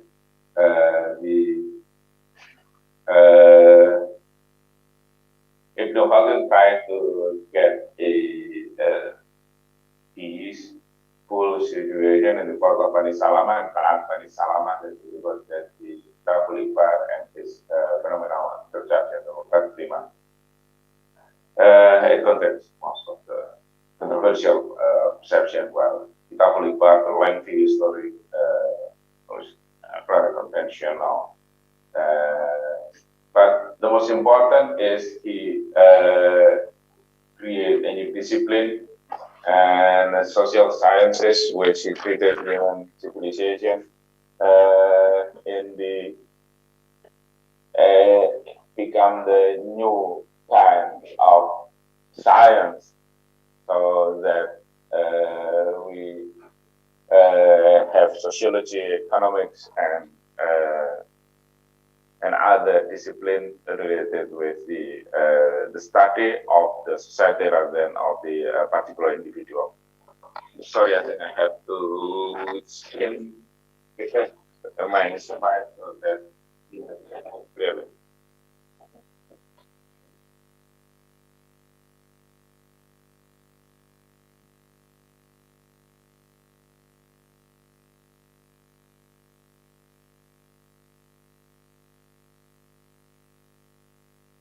Can you hear my voice better, Peter? Hopefully. Let me know if that is properly listening to my voice. Well, yes, and he was very much emphasis to have Professor Ibrahim Numan, so please correct me if I'm wrong, that the book of Ibn Khaldun was neglected in part of the Islamic itself in the Ottoman Empire. So Khatib Sharafi, in the 18th century, studied this in fields. So that I believe may contribute to the lasting or at least the very long period of the survival of the Ottoman Empire. So Ibn Khaldun himself believed that none will, every power will collapse, like Sultan and every living being will experience death. But the years might be different, and the Ottoman Empire was among the longest living dynasty, extremely long, extending more than half of the millennium. So perhaps it is due to the lesson derived from the Ibn Khaldun theories on the civilization. It is the map of Indian Ocean and the Chinese Sea. It's definitely showing the picture of our beloved Indonesia and South Asia in general. The universal theory by Khatib Sharafi. And the was printed in the Islamic world by Ibrahim the pioneer of the printing world. Okay, so his theory primarily related with the rise and fall of civilization. It's almost in dialectical situation in which one group of people grow and rise and then decline and collapse in the next period. But it's also related with the way the society organized themselves. It is said that the relationship among the people was very much affecting the durability of the longevity of a particular power. So this interesting for many architects, especially like me, is it's also closely related with the way society establishes relationship with the earth, whether the they settle permanently or whether they are in a constant move. But those three wheels actually was the reflection of the social solidarity, the rise and fall, division of labor and hierarchy in society, as well as the way the settling down is related with the social solidarity or the term of Soviet. Okay, the Soviet developed from the nomadic or the so-called Umrah Betawi or the civilization of the nomads. Betawi means the Bedouin, with their living in the desert with a strong ties among them, and towards the sedentary of the Umrah Habari or the urban people. The nomadic people, he argues that in the virtual state, they are brave and courageous. They always they are living in the egalitarian relationship among them. The leader was like primus inter pares. They are not king of kings, but only one step higher than the rest of the society. Therefore, they have a very strong horizontal relationship rather than vertical hierarchy. And for them, the threat is primarily external. Threats are primarily external, whether it's natural threat as well as threat from other group of people. So they always keep their solidarity in order to overcome those threats. On the other hand, the sedentary, those who settle down, this is they live in a hierarchical. The vertical is more matter than the horizontal one. So people are divided based on ranks, and the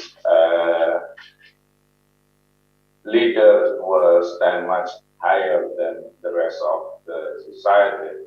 They are bureaucratic. Everything is regulated. It's not natural, and the internal threats is always clear and present danger internally. So this may lead to the disintegration of the society and civilization. However, the transformation from the nomadic to the sedentary is necessary in order to our society to develop. Otherwise, actually it's their choice, but otherwise they will keep in a small scale of the society. But if you would like to go larger, then you have to develop into the urban area of the urban life. And sacrificing your egalitarian relationship for the sake of the more hierarchical, since you need a stronger command, you need a more effective organization, as well as a more expensive scale of the society and of the organization of society. Therefore, with that hierarchy, the internal threat is always present. So I would like to compare to the Bedouin time, and you will and Matteo is an absolutely splendid palace of the Alhambra and Granada. This marvel of architecture, the wonder of the world, was created during the time of crisis, not during the golden age of the Islamic Spain. The Nasrid dynasty at that time only rules a small portion of the Andalusian Peninsula, and they are always under the pressure of the Christian powers of the Aragon and surroundings. So the architectural piece is the alarm of the civilization, which you live in a luxurious life while and literally it's also stand high and on a hill. So the hierarchy will show themselves in the architectural expression. The Ottoman, perhaps because they learn from the Umran science of the Katimal, maintain the double life, especially during the time of the Sulaiman, the magnificent Fatih Sultan Sulaiman, and his predecessors. So the Sultan is always, or in most part of the time, he led the expedition, led his troops to extend the land. So maybe in half of his lifetime, the Sultan lived on a tent, always on the fighting situation. By that means, they will maintain the solidarity among soldiers or among the people in terms as the liberating hero. While on the other hand, they also have luxurious life settled in the Tokapa Palace, and both are necessary in order for the society to balance between the nomadic nature as well as the sedentary nature. While in later era, where the sultans were more sedentary and settled and permanently living in village, it includes the Bambaches Raya on the shore and so on. So they have really difficult to keep the society together. So, correct me if I'm justified the mistake in this assumption or conclusion. Yes, throughout the reflection on among the area, among the cycle and the nomadic, I would like to discuss a number of questions that are currently the uncertainty one is the family spirit, and the reason that we are not really free currently.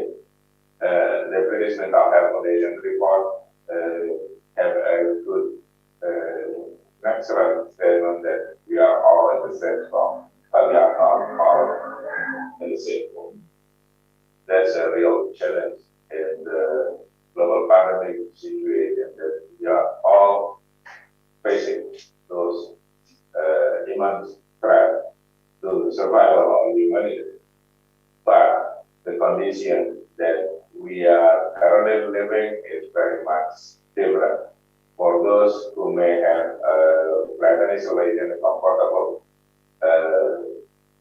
seclusion, will not be the same with those who have to fight in order to make their livelihood on the street, on market, on the outside the house. So this may happen also among the nation who enjoy the good life while with their resources, but many group of people or the nation are dying because of this situation. So the virus is going to affect very much children.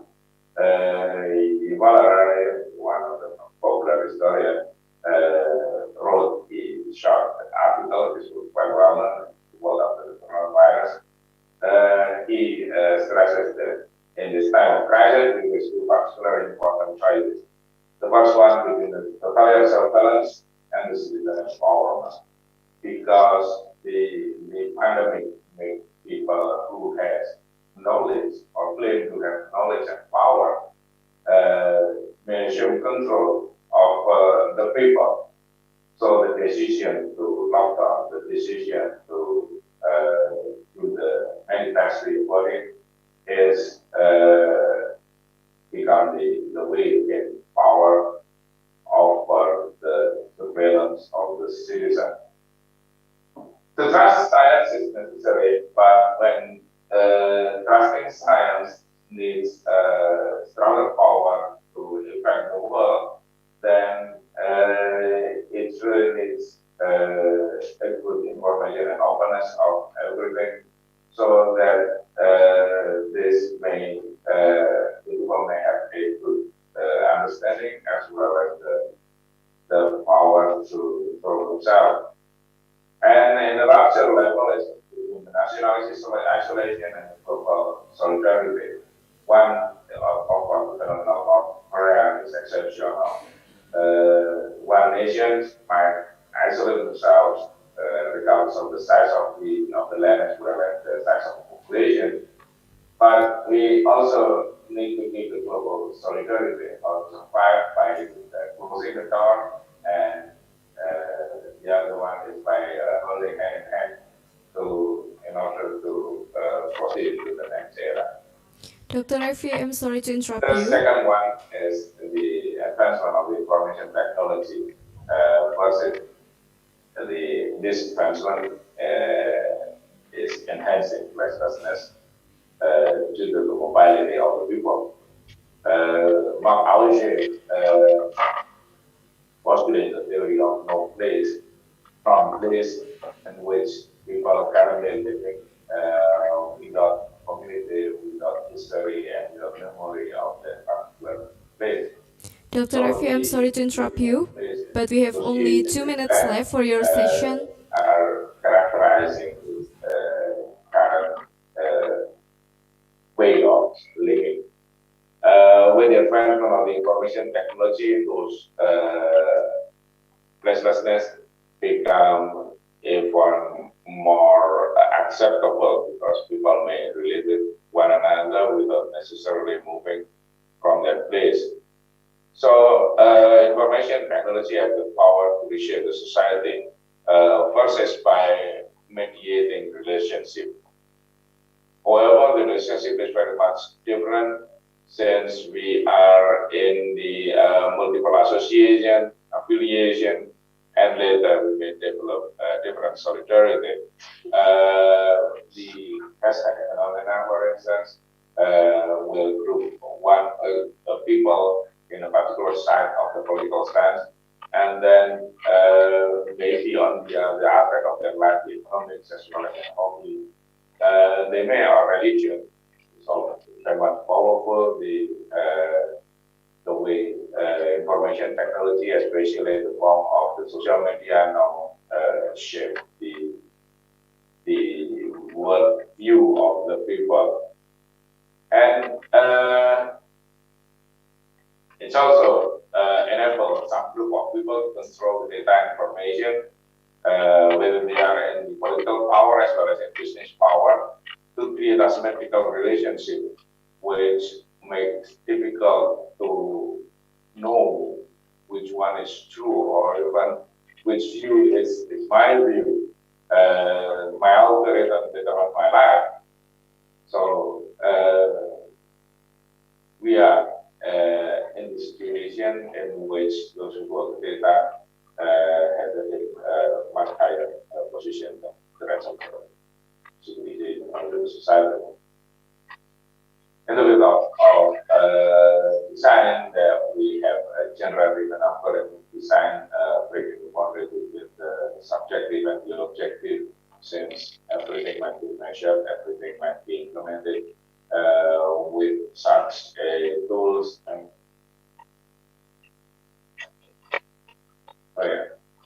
okay, then general written algorithm design and giving probability. The metaverse, for instance. And the last one, which uncertainty is the disruption, the startup and global corporates. You all think that there is someone who really working something in the garage will be better. The Silicon Valley of the Hatari and the Hungarian system might be interrupted with the doing of the small startup. So, Professor Arsene have a good article on Silicon Valley that gives the attention to those who are in the startup who is in the global corporation. So, uncertainty is a necessary condition for a society to grow. That it's not a negative thing, but it's need to be managed properly. Among them is maintaining solidarity and mutual trust and less hierarchical relations. Without that, we may mistrust and distrust. And the developing common goals to find a society is still important. However, with the plural relationship, these two notions are always in a temporary situation. The environmental determinism is playing major roles, and we have many relationship with the land. However, the artificial building is still necessary to facilitate the relationship, because we still have a factorial body. And it's also through the gaps, the nomadic and sedentary nature of growth as society members develop multiple relationships. So those are among the lessons that we may take from the discussion on the Alternate perspective on the digital phenomena, as well as the uncertainty of the present. Okay, thank you. Sorry to take a little bit of time. Thank you very much, Dr. Revianto Budi Santoso.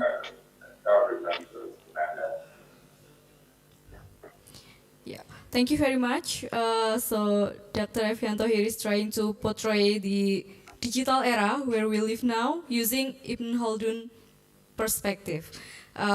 It's so interesting that this is the situations that we live now with so many uncertainty, just like our theme today. And according to Dr. Revi, the uncertainty is such as pandemic, of course, and then IT, information technology, and then startup and global corporates, and how the spirit of nomad, the digital nomad,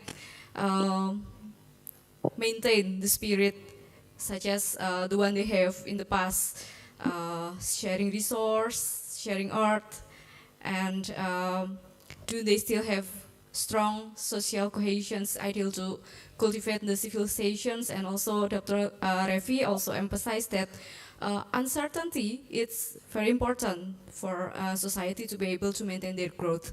Okay, we still invite audience to have discussions directly with Dr. Revianto. Please type your questions in our chat room, or you can open your camera and then raise hand. If we have time, we will invite you to discuss directly with Dr. Revianto. Thank you very much, Dr. Revianto Budi Santoso, for the presentations. Thank you, Pak Revi. And now I will invite our last but not least invited speaker for our today's plenary sessions, Prof.Dr. Ibrahim Numan. Good morning, Prof.Dr. Ibrahim Numan. Ibrahim Hojam. Good morning. Good morning. Very glad to see nice you, being Hojam. with you again. Thank you, Hojam. Very nice to see you again. And thank you so much for joining us today. It's an honor to have you with us this morning in Indonesia. I would like to shortly introduce Professor Dr. Ibrahim Numan. He was born in Cyprus, Nicosia in 1948. He completed his bachelor and master studies at the Department of Architecture at the Middle East Technical University and his doctoral at the Ankara University, Turkey. He practiced as freelance architect, and also he did the duty as a soldier in the 1974 Cyprus peace operations, and he was honored as veteran. After working as associate professor in Saudi Arabia and as dean professor in Cyprus Eastern Mediterranean University, he became professor at Gazi University, and he is currently continuing to work as the dean of the Faculty of Architecture and Design, Fatih Sultan Mehmet, Vakıf, Universitasi.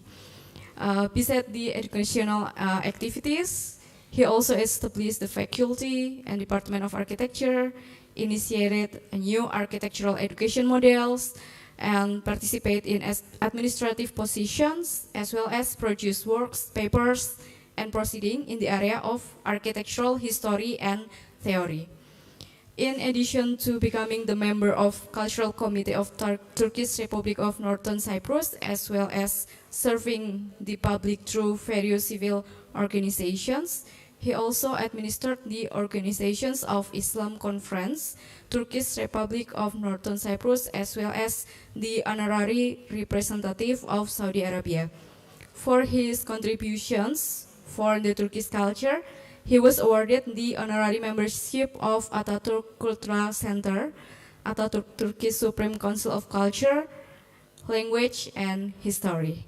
And this morning, he will deliver his speech entitled Reconceptualizations of Lifelong Architectural Education under the vision of Islamic concept of unity. So without further ado, I will invite Ibrahim Hojam, Professor Ibrahim Numan, to share the speech with us. Please, Professor Ibrahim Numan, time and screen is yours.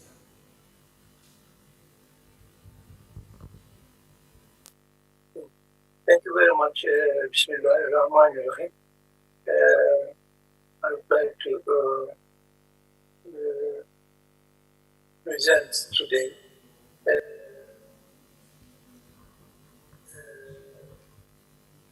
conceptualization of the architectural education in the Muslim countries under the Islamic concept of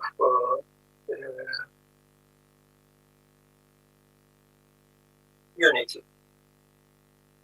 I would like to thank Burcu for her help in this presentation. Thank you.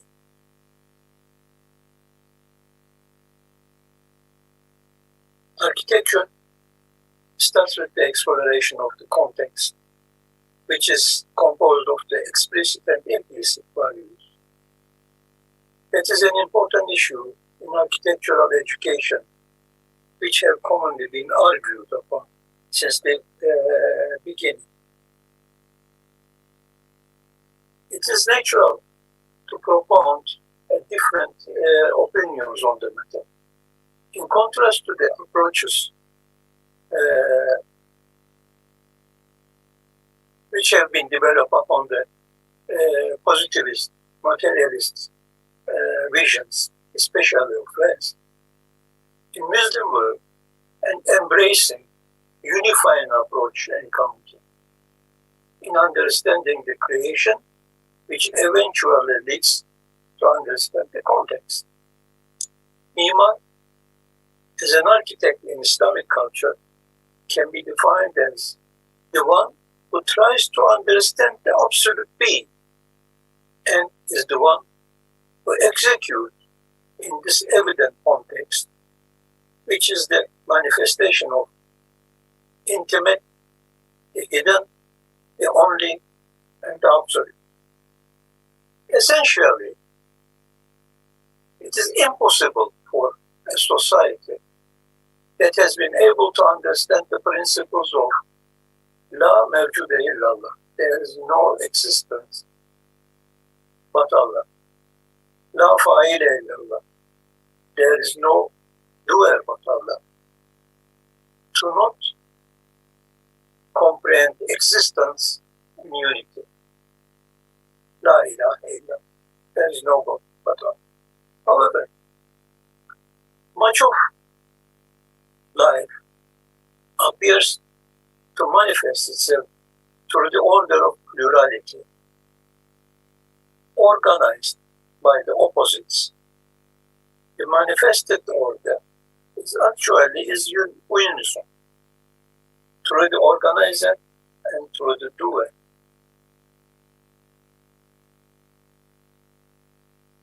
It's better here to start with two verses from Quran, which will be much appropriate to understand the approach of the topic. While the first of these verses is dealing with the time and existence, and the second concentrating also existence beside the realization.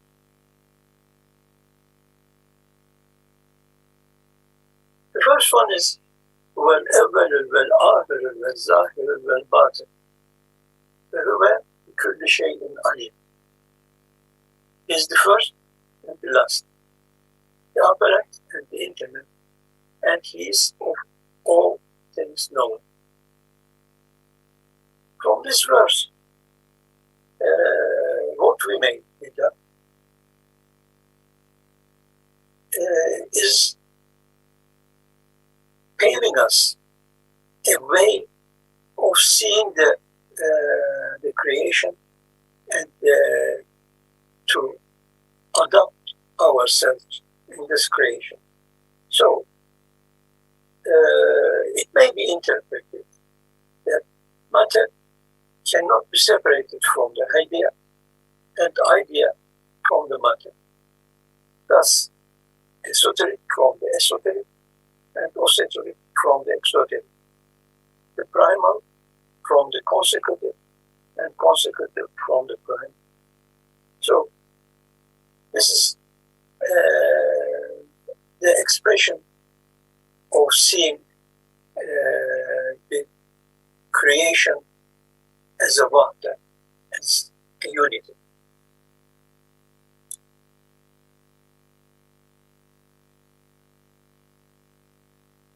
The second one is the لله المشرق والمغرب فأينما تولوا فثم وجه الله إن الله بصير عليم. To Allah belong the east and the west. Whithersoever we turn, there is Allah's countenance. For Allah is all-embracing, all-knowing. So the Muslim architect, or the Muslim architecture, is seeing or approaching the already existing surrounding as if it is reflecting, or they are reflecting the the face of Allah, or the Allah's encounters. So, from this, you may say that looking up to this from any period, whether individually or collectively, it is a more sound approach compared to how man, as a human being, is conceived alongside the societal idea found in external expression. From here, it might be said that a human being cannot be a creature that exists only by being born in this world. This birth of his is only the reformulation of the existing and eternal being in a different form for a certain period of time. So there is a internal relation which brought us to the external expression. Also, we have to keep in mind that insan, the man, or a human being, has been made as the Khalifa in the universe, knowing all Asma'ul Husna, the beautiful names of Allah, which govern the being and the phenomenon. First of all, appointed as Khalifa in the being, man or architect cannot be considered a creator by himself of the things, but is taken no more than the executor on behalf of the true artist or the creator. Under this vision, in the approach to understand the context, is the architect to discover with the will that he is entrusted. Here it will be appropriate to open a parenthesis and discuss the verbal and interpretive differences between the architect and mimar, and use the terminology of mimar as architect for the Muslim world from here on. Especially in West, the roots for architect is coming from archi, which means prominent, the first, the great, and tekton as the artist or craftsman or the doer. While this in Islam or Muslim world, mimar is related with Umar life or Umar with the work. So the life here is a kind of expression of the Allah which want to be seen and which gives life to the world. So from here, Umran or Imara is can be taken as the making prosperous, giving life, making it beautiful. So again, comparison of the both. The architect, the prominence brought itself with the egocentrism. So it is possible to say that architect is the one who built with self, who built with ego. While in the Islamic world or the Muslim world, architect is the one who built by the will and trusted to him, understanding the absolute and express his art with the consciousness that he is no more than an agent of Allah in the totality or in the phenomenon. Consequently, the relationship between the artist, architect, mimar, and the artifact building have been perceived differently according to the Western and Eastern conceptions of civilization, especially Islamic civilization. You know the story that when Michelangelo has completed the statue of Moses, he knocked the statue's knee by his Caesar and said, "Talk." So this command or this attitude of Michelangelo is a kind of infraction, a minus point according to the Islamic approach.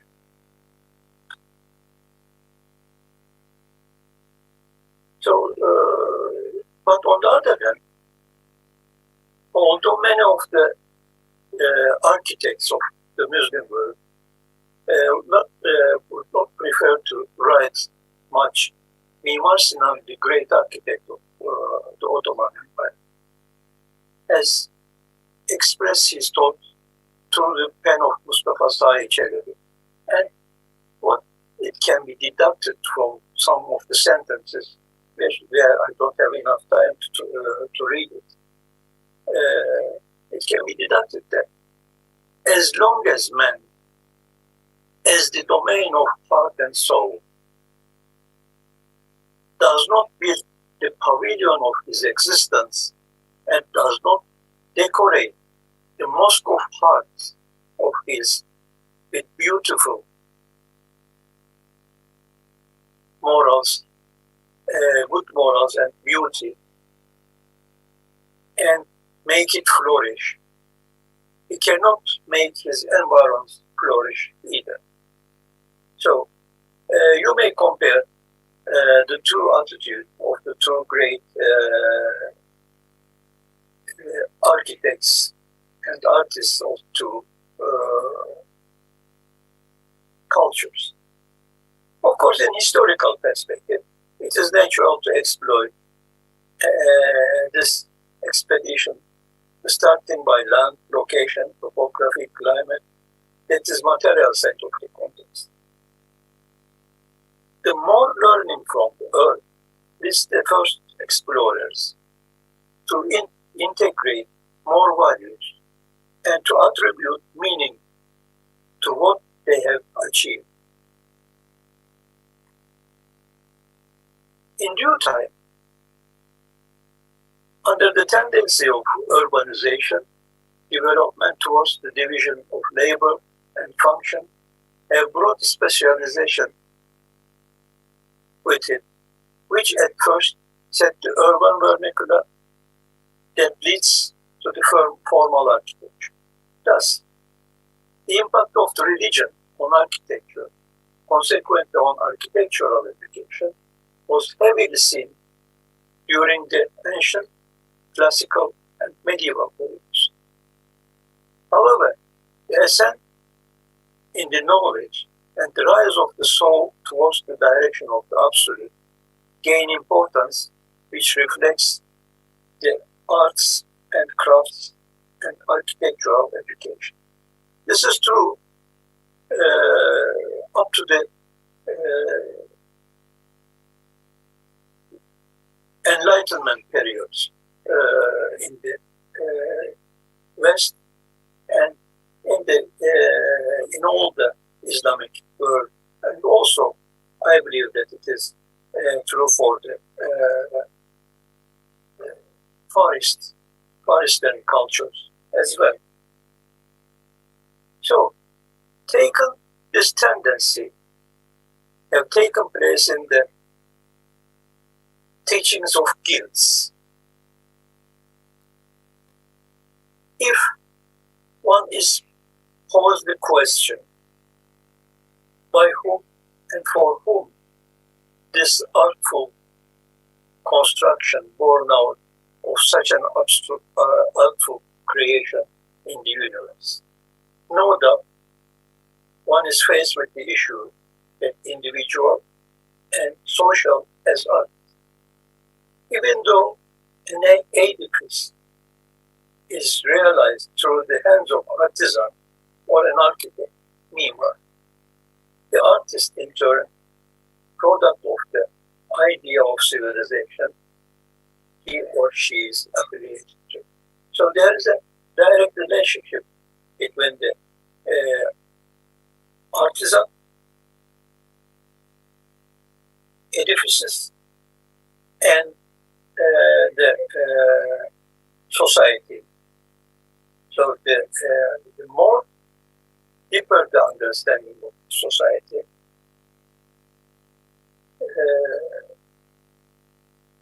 more deeper the meaning in the architecture. So while this Christian doctrine based on the Trinity manipulating the education of builders besides the technical knowledge he gets, the Hindu and Buddhist and similar polytheistic beliefs took place in the other part of the world. In the Muslim society, or societies, common spirit, which is Wahda, the unity, constitute the main pillar.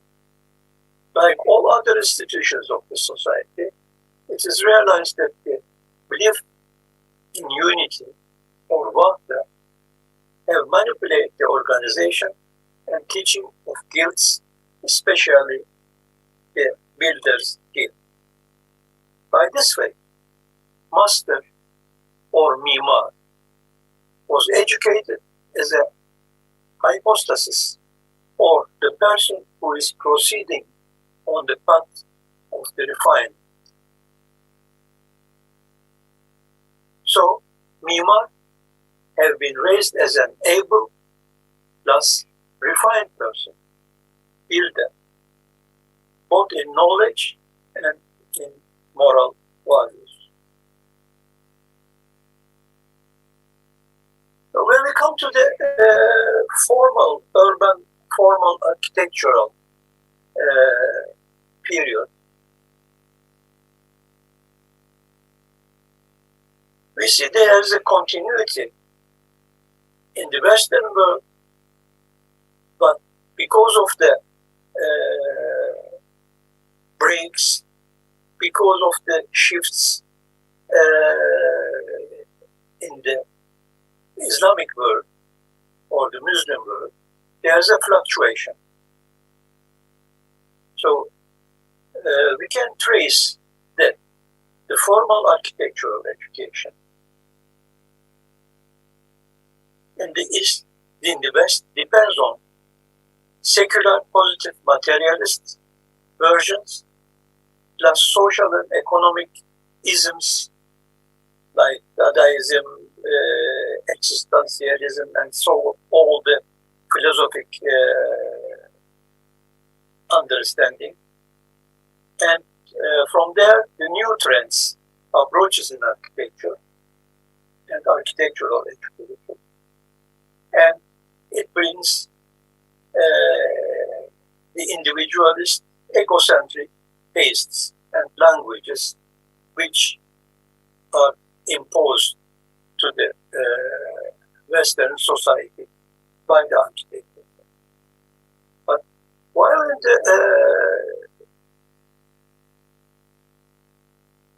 the East, especially in the Islamic understanding, Islamic understanding of Vakıf, to like in Ottoman architecture, like in Ottoman world, have continued through the Builders Guild and Sultan's architectural chamber. But all of a sudden, because of the Westernization understanding in the Muslim world, there is a break in the continuity of the unity understanding of Islam. So the architectural education have shifted to the education of the Western philosophies and Westernization and contemporary understanding of the Western architectural education has been prevailing trends in architectural education in the Muslim world. So, from the Muslim understanding to the contemporary and to what? Islamic belief of unity, Vakıf in architecture, there's a break in the Islamic belief of unity, Vakıf architecture, and its reflections on the Muslim world. So what to do? Here, I think it's time for reconceptualization of our architectural education in the Muslim world. Thank you for listening to me. Thank you so much, Professor Ibrahim Numan, for the presentations. So, Professor Ibrahim Numan here proposed the conceptualization of lifelong architectural education under the vision of Islamic concept of unity, or what we call as wahdah. He started with the difference between architect and mimar conceptually, and also from the roots of words, and how the implementations of the education is totally different between the architect of the West and the mimar in the Islamic society. And he also described that wahdah, or the universal understanding in Islam, affects so many things in architectural practice and architectural educations. We will have further discussions with Professor Ibrahim Numan, and I still invite all audience here to send your questions in our chat box, or you can also raise your hand and open your camera. Now, I will start the questions and answer sessions. I will open the discussions by opening the chat box here, and we have several questions for Prof. Tetsu Kubota, but fortunately, Prof. Tetsu Kubota has answered most of the questions, I think. So maybe for Prof. Tetsu Kubota, I will invite the audience to discuss directly. But now I will start with Dr. Revianto first. We have several questions for Dr. Revianto. Dr. Revianto, can you hear me clearly?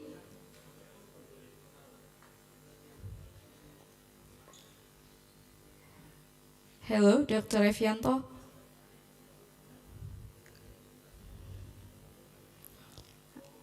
I think we have a sound problem with Dr. Revianto, or is it because I cannot hear the sound? Okay, so I will read the question for Dr. Revianto. I hope that you can hear us here. The first question is from Bu Syarifah Ismailia Al-Atas, STMT, to Dr. Revianto. How do you perceive the post-pandemic architectural notion based on Ibn Khaldun's perspective? The example is nomadic yet sedentary living, or vice versa, sedentary yet nomadic living situations. So please, Dr. Revianto, if you can hear me, you can answer the discussion from Ibu Syarifah Ismailia.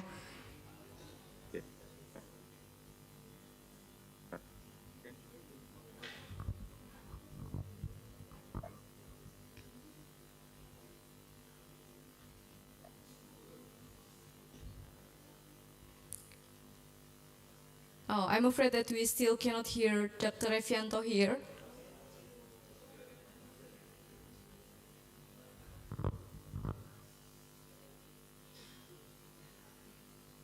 Okay, so while we are waiting, maybe I will proceed to the second question to Professor Ibrahim Numan first, and then I will go back to Dr. Revianto.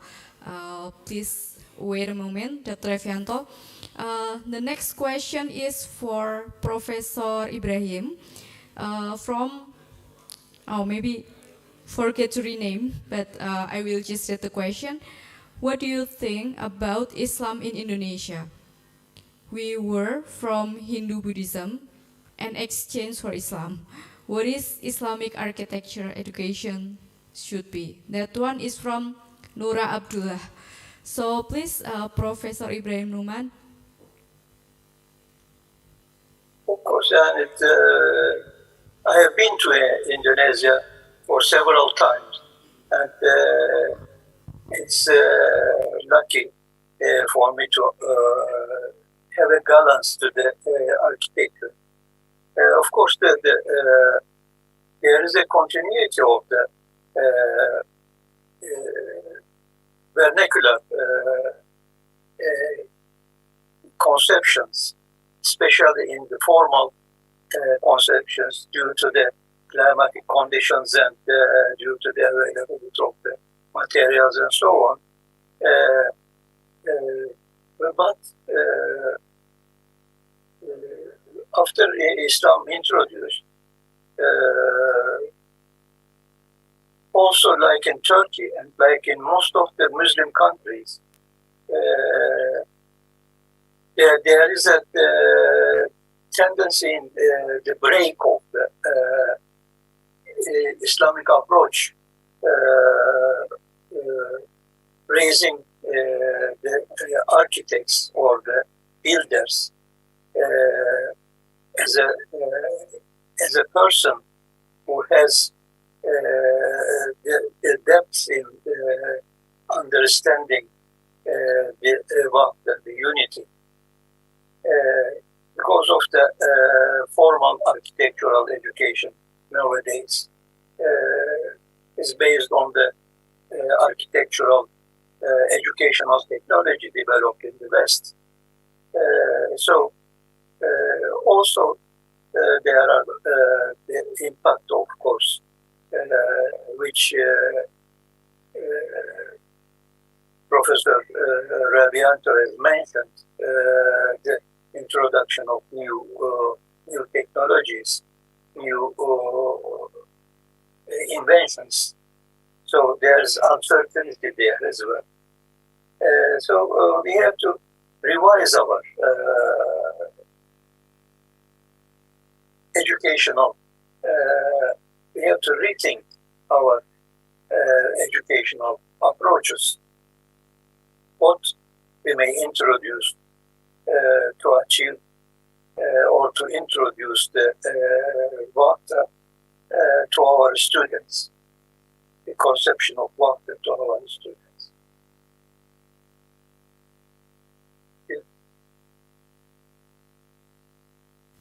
Okay, so we need to introduce Wahdah to our architectural students.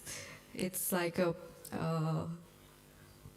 homework for all of us, I think. Thank you for the answer, Professor Ibrahim Numan. And now I will go back to Dr. Revianto. I will read again the questions for you, Dr. Revianto. How do you perceive the post-pandemic architectural notion based on Ibn Khaldun's perspective? Example given, nomadic yet sedentary living, or sedentary yet nomadic living situations. Interesting questions. Please, Dr. Revianto. Yes, can you hear my voice? Yes, we can hear you clearly now. Okay, Alhamdulillah. Eventually, that's the problem with technology. We are under the control of technology and not vice versa. Okay, thank you for that very fundamental question. Yes, we are facing with such situation in which everything is provisional, everything is temporary, including the key factors of Asabia. We may have that, but in a limited sense. So in the article that I quote, that the disruption of the startup might shake the big corporate is the reflection of Asabia in a particular field, I mean on the business field. While we may have multiple relationships, I am a startup, but in a big country.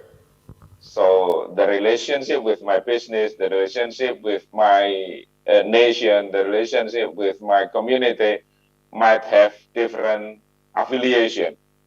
So in this situation, the Asopia is no longer a comprehensive one, which covering many aspects of life. We may shift allegiance in one aspect. I would like to associate myself with a particular trends and our groups, while it might be totally different for in a different aspect of my life. Then the advancement will be also partial in this situation, because everyone might develop a multiple relationship with others or with the society that they aspire to. Yes, these are the tricky situation that we are currently facing with, that we were shocked by the pandemic. It's for a while make the global society it seems like unified, but it needs to be tested through time, because with the lessening of the pandemic, then we may develop a different kind of set, a different kind of relationship in which we may grow in a particular, we may develop into settle in one aspect, but unsettling ourselves in the other aspect. So, for instance, in the field of education that we are familiar with, I think most of us who are studying or teaching. So this situation was like the two buildings designed by Thomas Leatherwick and the Nanyang Technical University in Singapore, in which since many years before the pandemic, they decided to create or to deliver their curriculum like 75% online. So the role of the campus is totally different. And Heatherwick designed one building in which, and then another architect developed the other building with the similar roles, not to facilitate the teaching and learning, but to facilitate the interaction between people. So the dissociation from the virtual world, but the association with the real world or the concrete world become the way we live. I mean, it's also in this current situation that we are in a hybrid forum, so it's kind of hybrid asopia that we may develop too, and both should be handled properly so that it's not going to be a destructive for one another. Okay, perhaps it will give some light to the discussion. Thank you. Thank you so much, Dr. Revianto, for the answer. I hope it's give us a hint of how our future will be with this uncertainty. And okay, so the last question should be for Professor Tetsu Kubota. And fortunately, thank you, Professor Tetsu Kubota. You have answered most of the questions here. So I will invite maybe one discussion if you want to discuss directly with Professor Tetsu Kubota. Okay, not yet. So here, I would like to use this time to ask you directly, Professor Tetsu Kubota, if you don't mind, about your experimental house in Tegal that you just developed. Actually, you shows us a couple slides in your presentations, but we don't have the time to check them in detail yet. So if you don't mind, maybe in 2 minutes, can you please share that experimental house again with us to see how the various passive cooling strategies applied and that experimental house? Thank you so much. Yes, I will. Just a moment.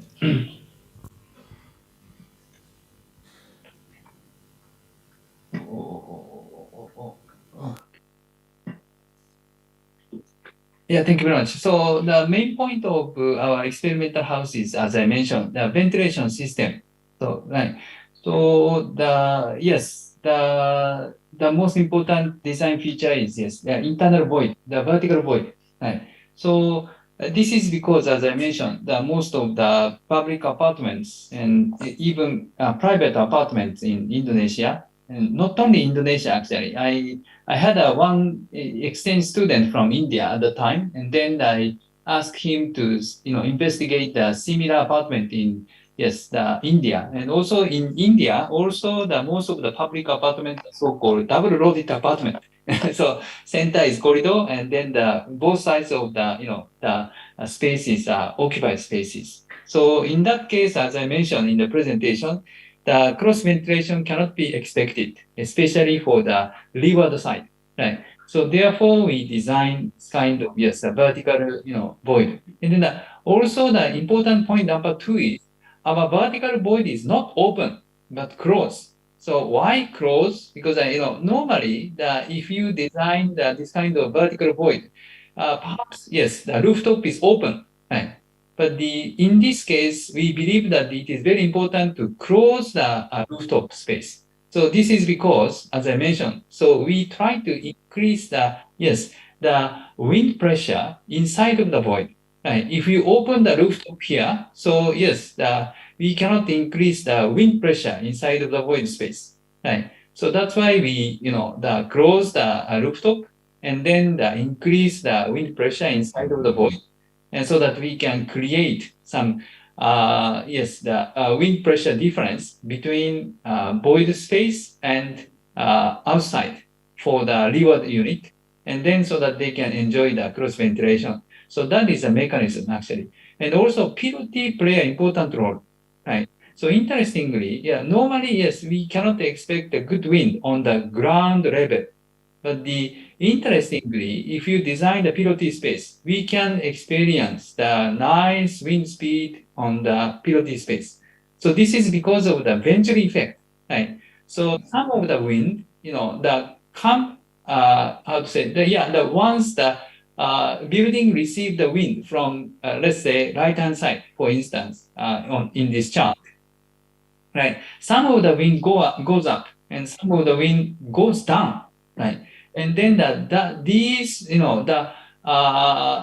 downward wind, come into the PLT space. So therefore, in the PLT space, entrance of the PLT space, the so-called venturing effect can happen.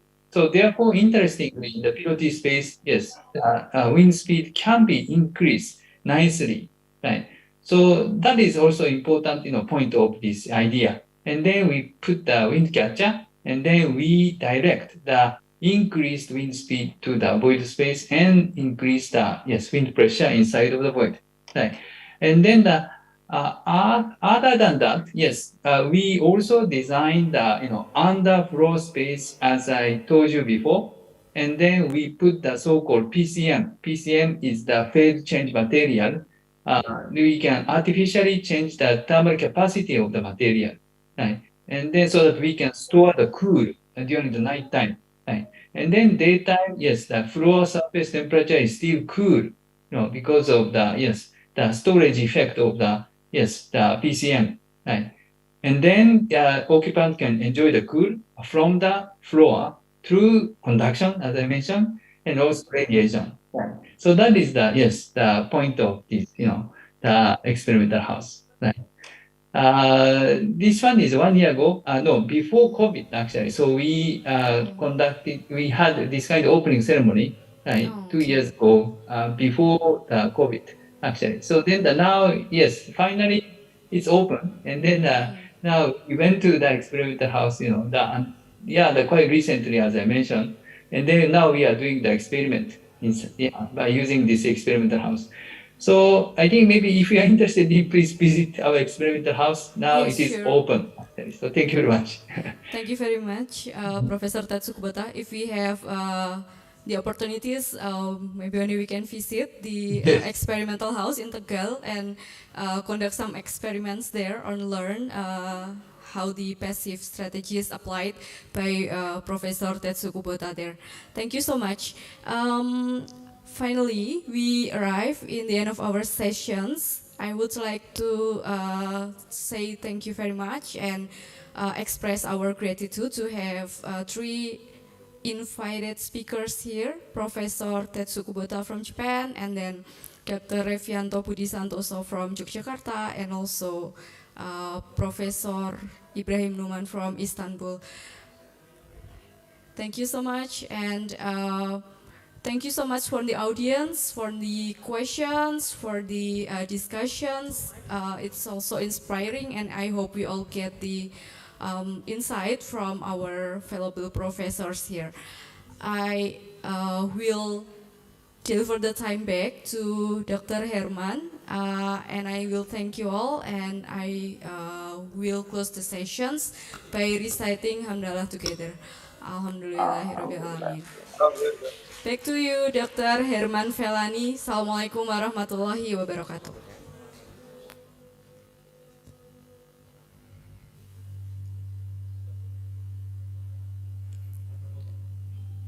Thank you, Dr.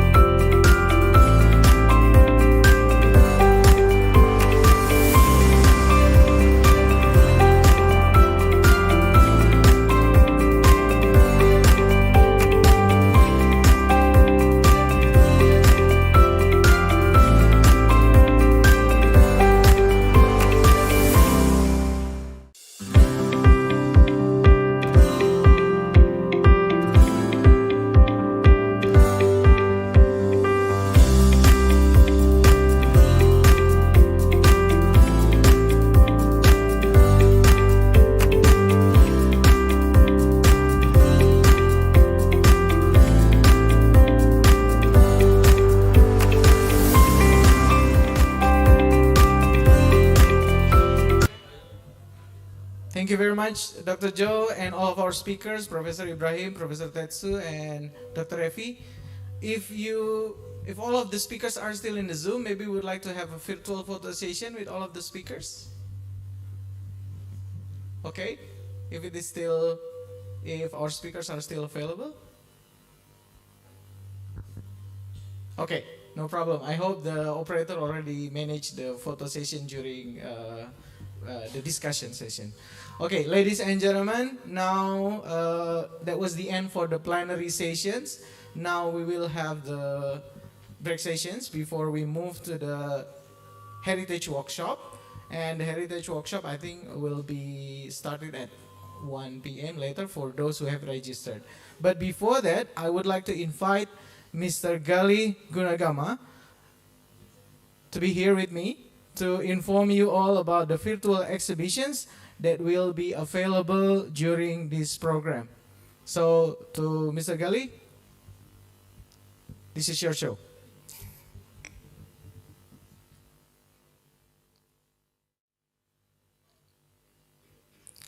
Okay, thank you very much, Dr. Herman Felani, for giving me chance to announce the exhibitions. Okay, Assalamualaikum warahmatullahi wabarakatuh.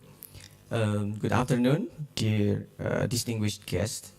I'm Gali as a eduARCHsia 2022 exhibition curators team.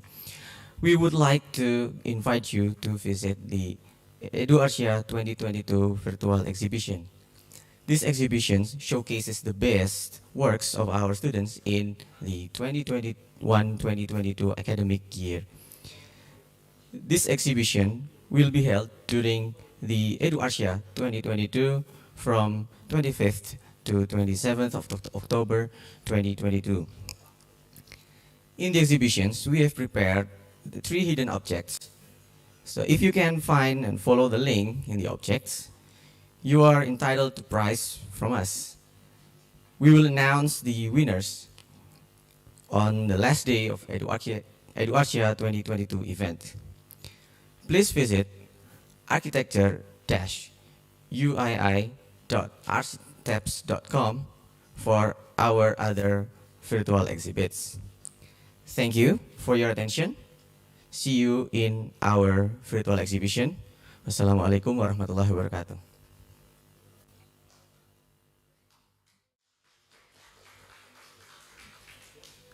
Thank you very much, Mr. Gali, for very interesting information about the virtual exhibition. I hope you will get the hidden treasure in the virtual exhibitions. And ladies and gentlemen, so that was the end for our event for the plenary sessions. And again, I would like to remind you to join the virtual exhibitions, and hopefully you'll get like hidden treasure or prize, and it will be announced in the 3rd day for our event. And after this, after the break until 1 p.m., we would like to remind those who have registered for the Heritage Workshop to join the Heritage Workshop. It will be started at 1, and the link, UTC +7, Jakarta time. For these sessions, the link has been sent to your email or to your contact. Please kindly check again your email. And we have 2 speakers, and for the Heritage Workshop, Professor Kemas and also Professor Altrock. And for the moderator, we'll have Dr. Nanda. So I would like to say thank you very much for your participations and enthusiasm in the eduARCH Day 1. Let's give applause to all of you again one more time. And have a good day and see you in the Heritage Workshop. Wassalamualaikum warahmatullahi wabarakatuh. Sampai jumpa.